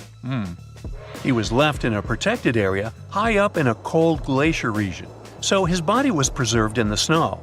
He is now safely kept in a refrigerated cell at the museum, which mimics the wet, cold glacial conditions that kept him preserved. They even have a unique cooling system that makes it possible for the mummy to be displayed. Otzi's last birthday was his 46th, which was a pretty ripe old age for his time. He was about 5 feet 3 inches tall and weighed around 110 pounds, so he was on the smaller side. But hey, size doesn't matter when you've been around for over 5,000 years. King Henry VII got a digital makeover as well, and boy does he look good. A graphic artist used a mask of Henry VII's dating from 1509 to create an impressive and realistic reconstruction. Why a mask, you might wonder? Well, before photography, people used wax masks to preserve someone's likeness more accurately than paintings or illustrations. And let me tell you, the restoration of this Henry was a game changer. Henry VII was the King of England from 1485 to 1509. A depiction of him, which can be found at Westminster Abbey, was already lifelike, but the new digital reconstruction takes it a step further. It took the team behind it about 2 months to complete, using a combination of software, custom algorithms, and really tedious image adjustments that were done manually. The project started with a high-resolution image of the mask, which was then used to create a 3D model of the subject's face. From there, the lighting was designed. Lastly, facial markings and hair were added. But what's even more fun is that a beard was added to Henry VII's face too, since men during that era were commonly bearded, wore a beard. We'll never know for sure if he was bearded or not, but it's a hilarious touch that adds to the character of the reconstruction. The same team has also created facial reconstructions of other historical figures, like Mary, Queen of Scots, or Oliver Cromwell. These masks are like secret passages to another time, if you think about it. It's amazing how technology can take us back thousands of years to see faces we've only imagined. And who knows, maybe in a few hundred years, someone will recreate our faces from a selfie we took. In 1925, magazine publisher Hugo Gernsback created the Isolator, a bizarre-looking helmet for people who need to concentrate properly. Its first version was made using wood and felt. But Gernsback wasn't satisfied since it didn't block all the external sounds as well as he had hoped. Then, He redesigned the device, removing the wood and adding glass so users could see through it. But a problem emerged. The helmet could only be worn for about 15 minutes at a time before the user became drowsy. 38 years later, Gernsback presented the Tell-Eye glasses, a handy, pocket-sized portable TV set. You might find them funny looking, but to be honest, today's VR goggles are only slightly less geeky. The Tell-Eye glasses weighed about 5 ounces and were built around small cathode ray tubes that ran on low voltage current from tiny batteries. The device had a separate screen for each eye, which meant it could display stereoscopic images, working pretty much like 3D glasses. Gernsback promised that users faced no danger of being electrocuted, but, well, people didn't take his word for granted. Meet the Beauty Micrometer, also known as the Beauty Calibrator. This 1930s technology definitely looks like a Clockwork Orange device, but it was actually designed to enhance people's beauty. The specialist placed this thing around a person's head, and the flexible metal strips helped calculate facial measurements with great precision. The inventor was particularly focused on 2 measurements. The heights of the nose and forehead should be the same, and the eyes should be separated by the width of one eye. If the beauty micrometer spotted an imperfection, they suggested using makeup to correct the situation. So this device was supposed to be a big deal for actresses and actors working in the movie industry, but it was a flop, and it definitely didn't become a nationwide craze. Sheet masks are all about aesthetics nowadays, but they were way more bizarre looking in the past. Take this ice mask created in the 40s by the legendary Max Factor Jr., who basically invented makeup for movie stars. He hoped that actresses would go to great lengths to get a mask like this to reduce facial puffiness, but that really never happened. Some people find those dimples around a smile to be the most charming and attractive thing ever. So, an inventor came up with the Dimple Maker back in 1936, which basically looks like some medieval dental equipment. The instructions were pretty simple. The user should stand in front of a mirror, smile to position the dimple maker correctly, and wear it 2 or 3 times a day for 5 minutes each time. The idea was to repeat the process until dimples appeared. But no surprises here, the thing couldn't really make dimples look better or create new ones. In fact, the Medical Association even stated that this device could bring you serious health issues instead of conventional beauty. Even the most experienced men can injure themselves by shaving from time to time. So, probably only the bravest would pay to use this mass shaving machine, which allowed barbers to shave a dozen men simultaneously. This device appeared in a pilot for a TV series in the 60s, but it was invented in the 19th century. Still, the commercial success was never meant to happen, as this machine would simply never adapt to different face shapes. Another dangerous invention was the shoe-fitting fluoroscope. When shopping for shoes, instead of the usual try-on routine, people would step onto this cool machine that uses X-rays to show a real-time moving image of your feet inside the shoes. It's like a high-tech way to make sure your kicks fit just right. It sounds pretty cool, but these machines were actually dangerous, since they were blasting out a crazy amount of radiation. I mean, during a quick 20-second view, you'd get a dose way above safe levels. Even though the radiation was aimed at people's feet, a bunch of it would scatter around, exposing everyone nearby. So, salespeople who spent hours around these things were getting a whole year's worth of radiation in just 2 hours. There were reports of injuries, so this invention was finally banned in the 70s. If you've got 2 left feet, you can learn how to dance with YouTube videos, or call your partner to help you out by using these Siamese dancing shoes. This invention made its debut in a 1981 mail-order catalog, intending to help couples stay in sync on the dance floor. But they were more likely to have you both tripping to the ground.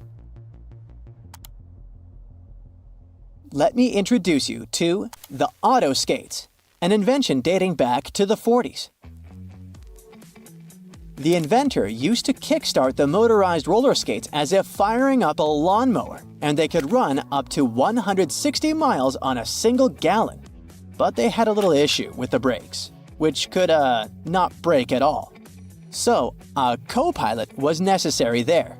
And by co-pilot, I mean someone brave enough to chill on a little stool behind the driver and help brake using their own feet.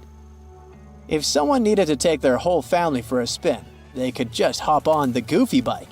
This invention, unveiled in Chicago in 1939, was a bike for 4 people that also doubled as a mobile sewing station. When this quirky ride was parked, the sewing machine's legs kept the tall cycle from toppling over. But I wouldn't be so close to it, just in case. The auto skates and the Goofy bike seem like relatively safe ways to get around compared to a barrel. In 1901, a schoolteacher named Annie Edson Taylor celebrated her 63rd birthday by taking a journey down Niagara Falls inside a 5-foot-high wooden pickle barrel. Following her daring feat, 15 copycats tried using the same device to conquer Niagara Falls, but not all of them succeeded. Nowadays, attempting such stunts is prohibited due to the significant risks involved, and the fine is approximately $10,000. Back in 1929, someone apparently thought that wood veneer sheets could be the next big thing in bathing suit materials. They were advertising a kind of DIY and recycling method, and one of the promotional videos featured a girl explaining how she crafted her outfit using leftover veneer from building a house. The funny thing is that they even claimed that, so far, none of the bathing suits had warped or cracked. But let's be real. The wood would need some serious waterproofing to pass the test of time. This invention didn't stick around for too long, probably because they didn't exactly win any awards for the most flattering design. About 10 years later, men were seen rocking periscope top hats in London. This clever invention gave short people a slight boost to peek over heads in large crowds. The images bounced from a mirror at the top of the hat down to another mirror right in front of the eyes through a hole in the brim. But while they seemed a great idea for parades and sporting events, they simply weren't practical in any other situation. Whether you're feeling lazy or tired, there's really no excuse to skip your piano practice, all thanks to this 1935 invention, the foldable piano. The instrument sits at the foot of the bed, and the keyboard can be pulled out like a drawer, bent over on hinges until it's at the right angle for the player's hands. Is it safe though? All it takes is the piano not being totally secure and bam, a disaster is about to happen. Let's say the well-being of kids wasn't exactly a top concern for the minds behind the Mercury maze. This 1978 invention was a handheld game where kids were supposed to rotate it and tilt the puzzle to guide a silver blob of mercury along a path to the center of the maze. Yes, we're referring to the toxic and health hazardous mercury in a kid's toy. What could possibly go wrong?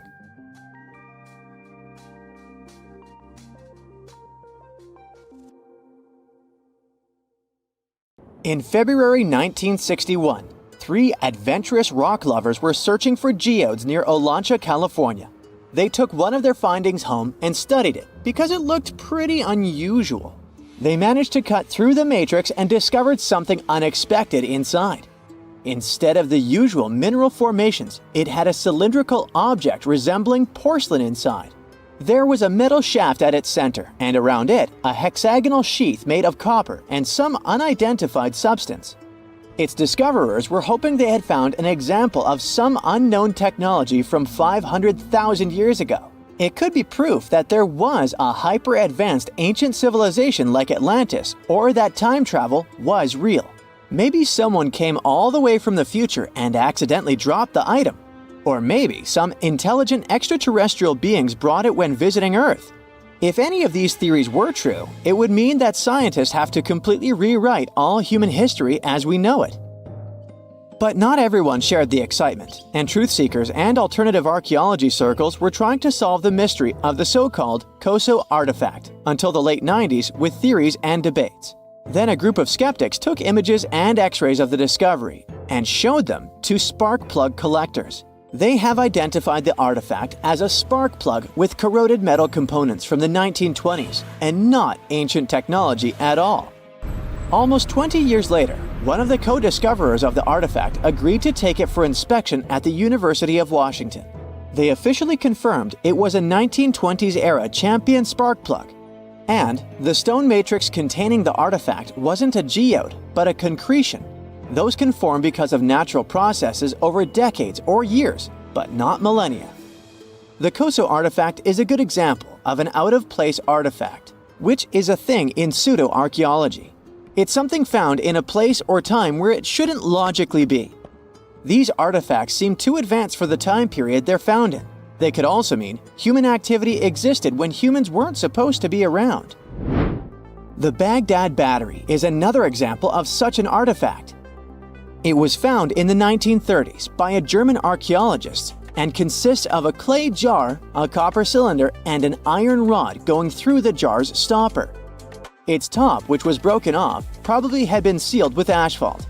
Its discoverer noticed that it had two different metals and possibly an electrolyte, which are key components of a battery. There are no ancient writings to support this theory, but when scientists ran tests and filled it with an ionic solution like vinegar or wine, it showed that it could conduct electricity.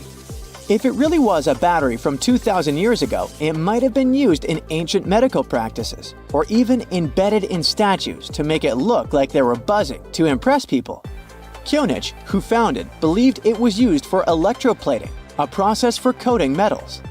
Even if it was used as a battery, the Baghdad artifact could only produce a small amount of energy, around 1 volt of electricity. So, some people believe it was used as a storage container for sacred scrolls. Back in the 1930s, a couple stumbled upon something strange while walking along Red Creek in London, Texas. It was a piece of wood sticking out of what looked like an ancient rock formation. Around a decade later, their son, who was really curious to find out its secret, decided to crack open the rock and found a surprisingly modern hammer inside. This discovery caught the attention of Carl Baugh, a young Earth creationist who claimed the rock surrounding the hammer dated back to the Cretaceous period. He saw it as evidence against evolutionary theory. After some investigation, scientists proved that the rock was not as ancient as it seemed. Geological processes have just encased the modern hammer over time, so it wasn't evidence of humans coexisting with dinosaurs like the Flintstones, as some hoped. It was just a case of a miner dropping his hammer centuries ago and nature doing its thing. A Chinese archaeologist supposedly stumbled upon some caves that seemed to serve as a burial ground for small beings with big, oval heads. Alongside these remains, there was rock art depicting figures with round helmets, the sun, the moon, the earth, and stars connected by groups of pea-sized dots. They also found over 700 mysterious stone discs etched with spiral grooves. Things got even weirder when these discs were sent to a Chinese professor who claimed the grooves were actually written characters. According to his translation, the discs told the tale of Dropa visitors from another planet who had crashed their spaceship on Earth about 12,000 years ago and had tried to live among us until they were hunted down by locals. But there's no concrete evidence that any of this actually happened. The story was first published back in the 1960s in a couple of articles, but it all seemed a bit fishy. None of the people involved, the archaeologist, the professor, or even the university they supposedly worked at, seemed to have left any trace in the records.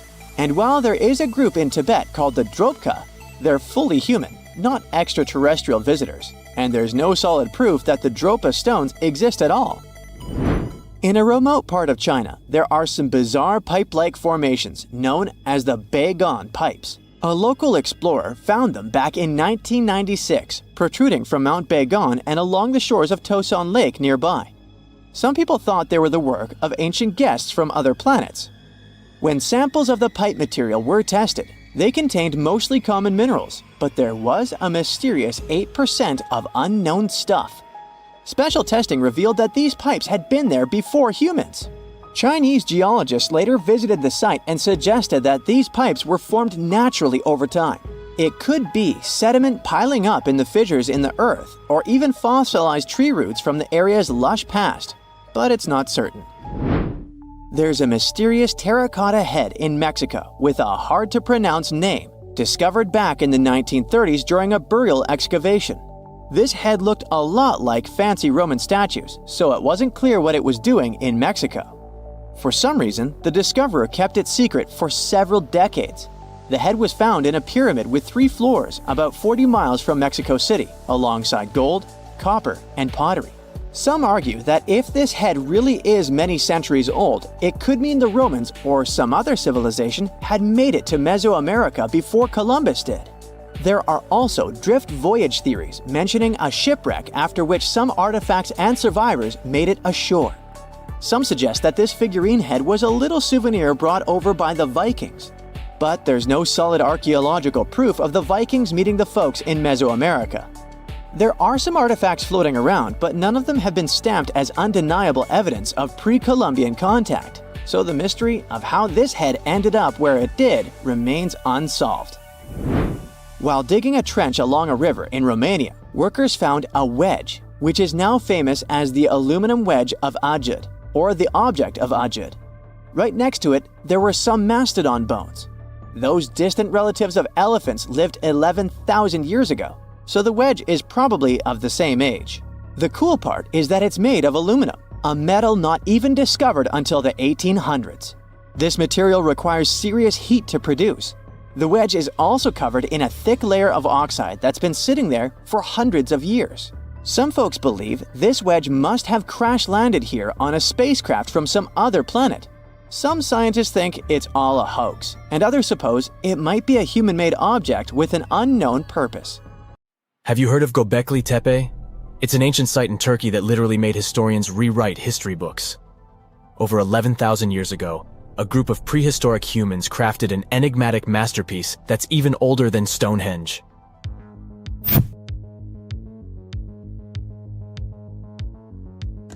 Before its discovery, archaeologists believed that people didn't know about iron and weren't good at making pottery.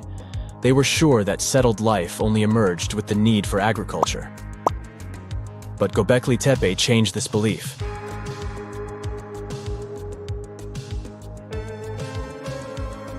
The place has revealed that it was the temple that paved the way for a settled life, not agriculture. Until this discovery, researchers believed that farming was the catalyst for sedentary living. Meet Professor Schmidt, the guy whose findings changed this theory. He managed to prove that hunter-gatherer communities laid the very foundations of this way of life.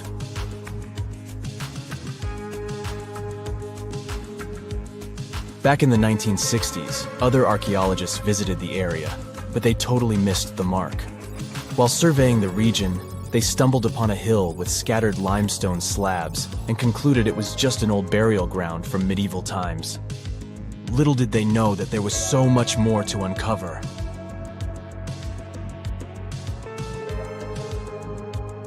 In 1994, Schmidt embarked on his own survey of prehistoric sites in the area. Surprise! He instantly realized he had discovered something truly extraordinary. Unlike the nearby flat and barren plateaus, Gobekli Tepe had a gently rounded top, rising 50 feet above the surrounding landscape. Funny enough, the translation of this place's name is Potbelly Hill. Schmidt was sure only humans could have made something like this.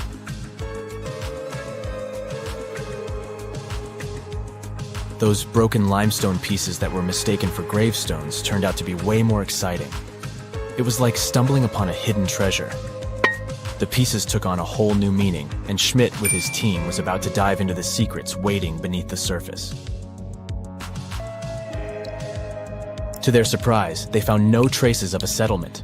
No hearths for cooking, no houses, and none of those adorable clay figurines commonly found in nearby sites of similar age. However, they uncovered that those ancient people used tools like stone hammers. So, Schmidt and his team put their heads together and took a wild guess at the age of Gobekli Tepe's stone structures. Their estimation got backed up by some limited carbon dating done right at the site. The ancient vibes of this place were finally starting to make sense. It was like a puzzle slowly coming together.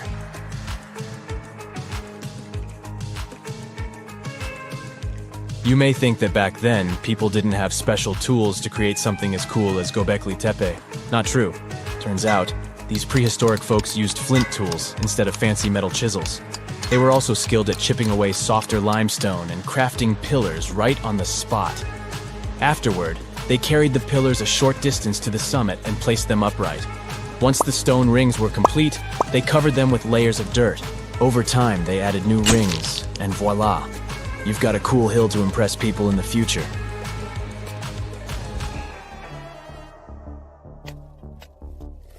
During their first year of excavation, the team went through 15,000 pieces of animal bones from wild creatures. These people didn't have pet animals or grow their own food. They hunted wild animals for their meals. But things were about to change, because the place had everything they needed to start farming. Scientists say they had wild sheep and wild grains that could be domesticated. And guess what? Just 20 miles away, geneticists found evidence of the world's oldest domesticated strains of wheat at a prehistoric village.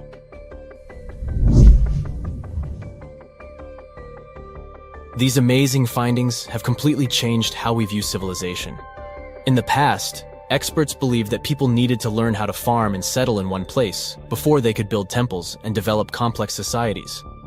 But guess what? Schmidt's research flips that idea on its head. He claims that the incredible effort put into constructing these astonishing structures actually set the stage for the development of advanced societies. It means that societal and cultural changes happened before agriculture. Schmidt has this fascinating hypothesis about Gobekli Tepe. He thinks it could have been a special burial site where people left their loved ones. And here's the twist. The burial site was adorned with fancy statues and symbols representing deities from the spiritual realm. The idea that Gobekli Tepe could have served as a sacred place adds another layer of complexity to the whole story. While the site's true purpose may remain elusive, Schmidt's insights invite us to consider the profound interplay between life and the afterlife, and the deep reverence ancient hunter-gatherer societies may have had for their departed ancestors. Now let's talk about the stars of the show, the mesmerizing T-shaped columns that dominate Gobekli Tepe. These mysterious structures range from 10 to 20 feet tall and most likely represent stylized human figures. But one figure stands out from the rest, the three-dimensional lion relief. This depiction really fires up our imagination. Why? Because it hints at the possibility that lions roamed Anatolia during the Neolithic period.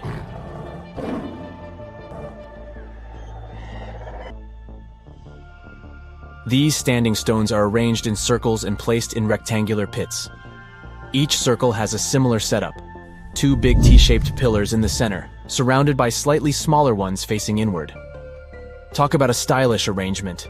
These towering pillars reach a whopping 16 feet and weigh between 7 and 10 tons. Some pillars are plain and simple, while others are like works of art with intricate carvings. Foxes, scorpions, and vultures come to life, crawling and twisting on the pillars' sides. But it's not just animals depicted on these stones. Some pillars have abstract shapes representing humans, and even small carvings of clothing items. Some of them even have belts. Now, there's one pillar that stands out from the rest like a rock star. This super old stone pillar suggests that a comet crashed into Earth. It happened during a chilly period that lasted about 1,000 years. Previous studies examining Greenland ice cores hinted at this comet theory, but now the carvings at Gobekli Tepe prove it right.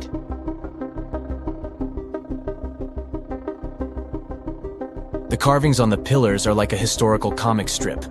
They even show a headless human figure. Researchers fed the images into a computer and discovered their connections to constellations, indicating that this temple might have been an ancient observatory. It's like our ancestors were trying to document this cataclysmic event in their own unique way. Archaeologists have been excavating and researching Gobekli Tepe since the mid-1990s, peeling back layers of history and providing us with a deeper understanding of the intricate relationship between various elements. They have no plans to stop the whole process for another 150 years. Who knows what else they'll find? You see, Gobekli Tepe has been labeled purely as a ritual site with no signs of domestic activities. We were led to believe that the absence of water meant it couldn't support semi-sedentary communities. But scientists believe it's time to shake things up and approach Gobekli Tepe with fresh eyes. It's time to question what we believed before and use new evidence and different ways of thinking.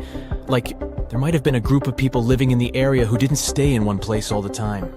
They moved around a bit but still had their own civilization, living in the area semi-sedentarily.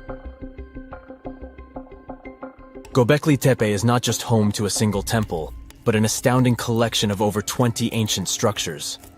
As archaeologists delve into the depths of this wonder, they are unraveling its unique layout, featuring two prominent focal points at the heart of each establishment, complemented by smaller structures and dividing walls. What's even crazier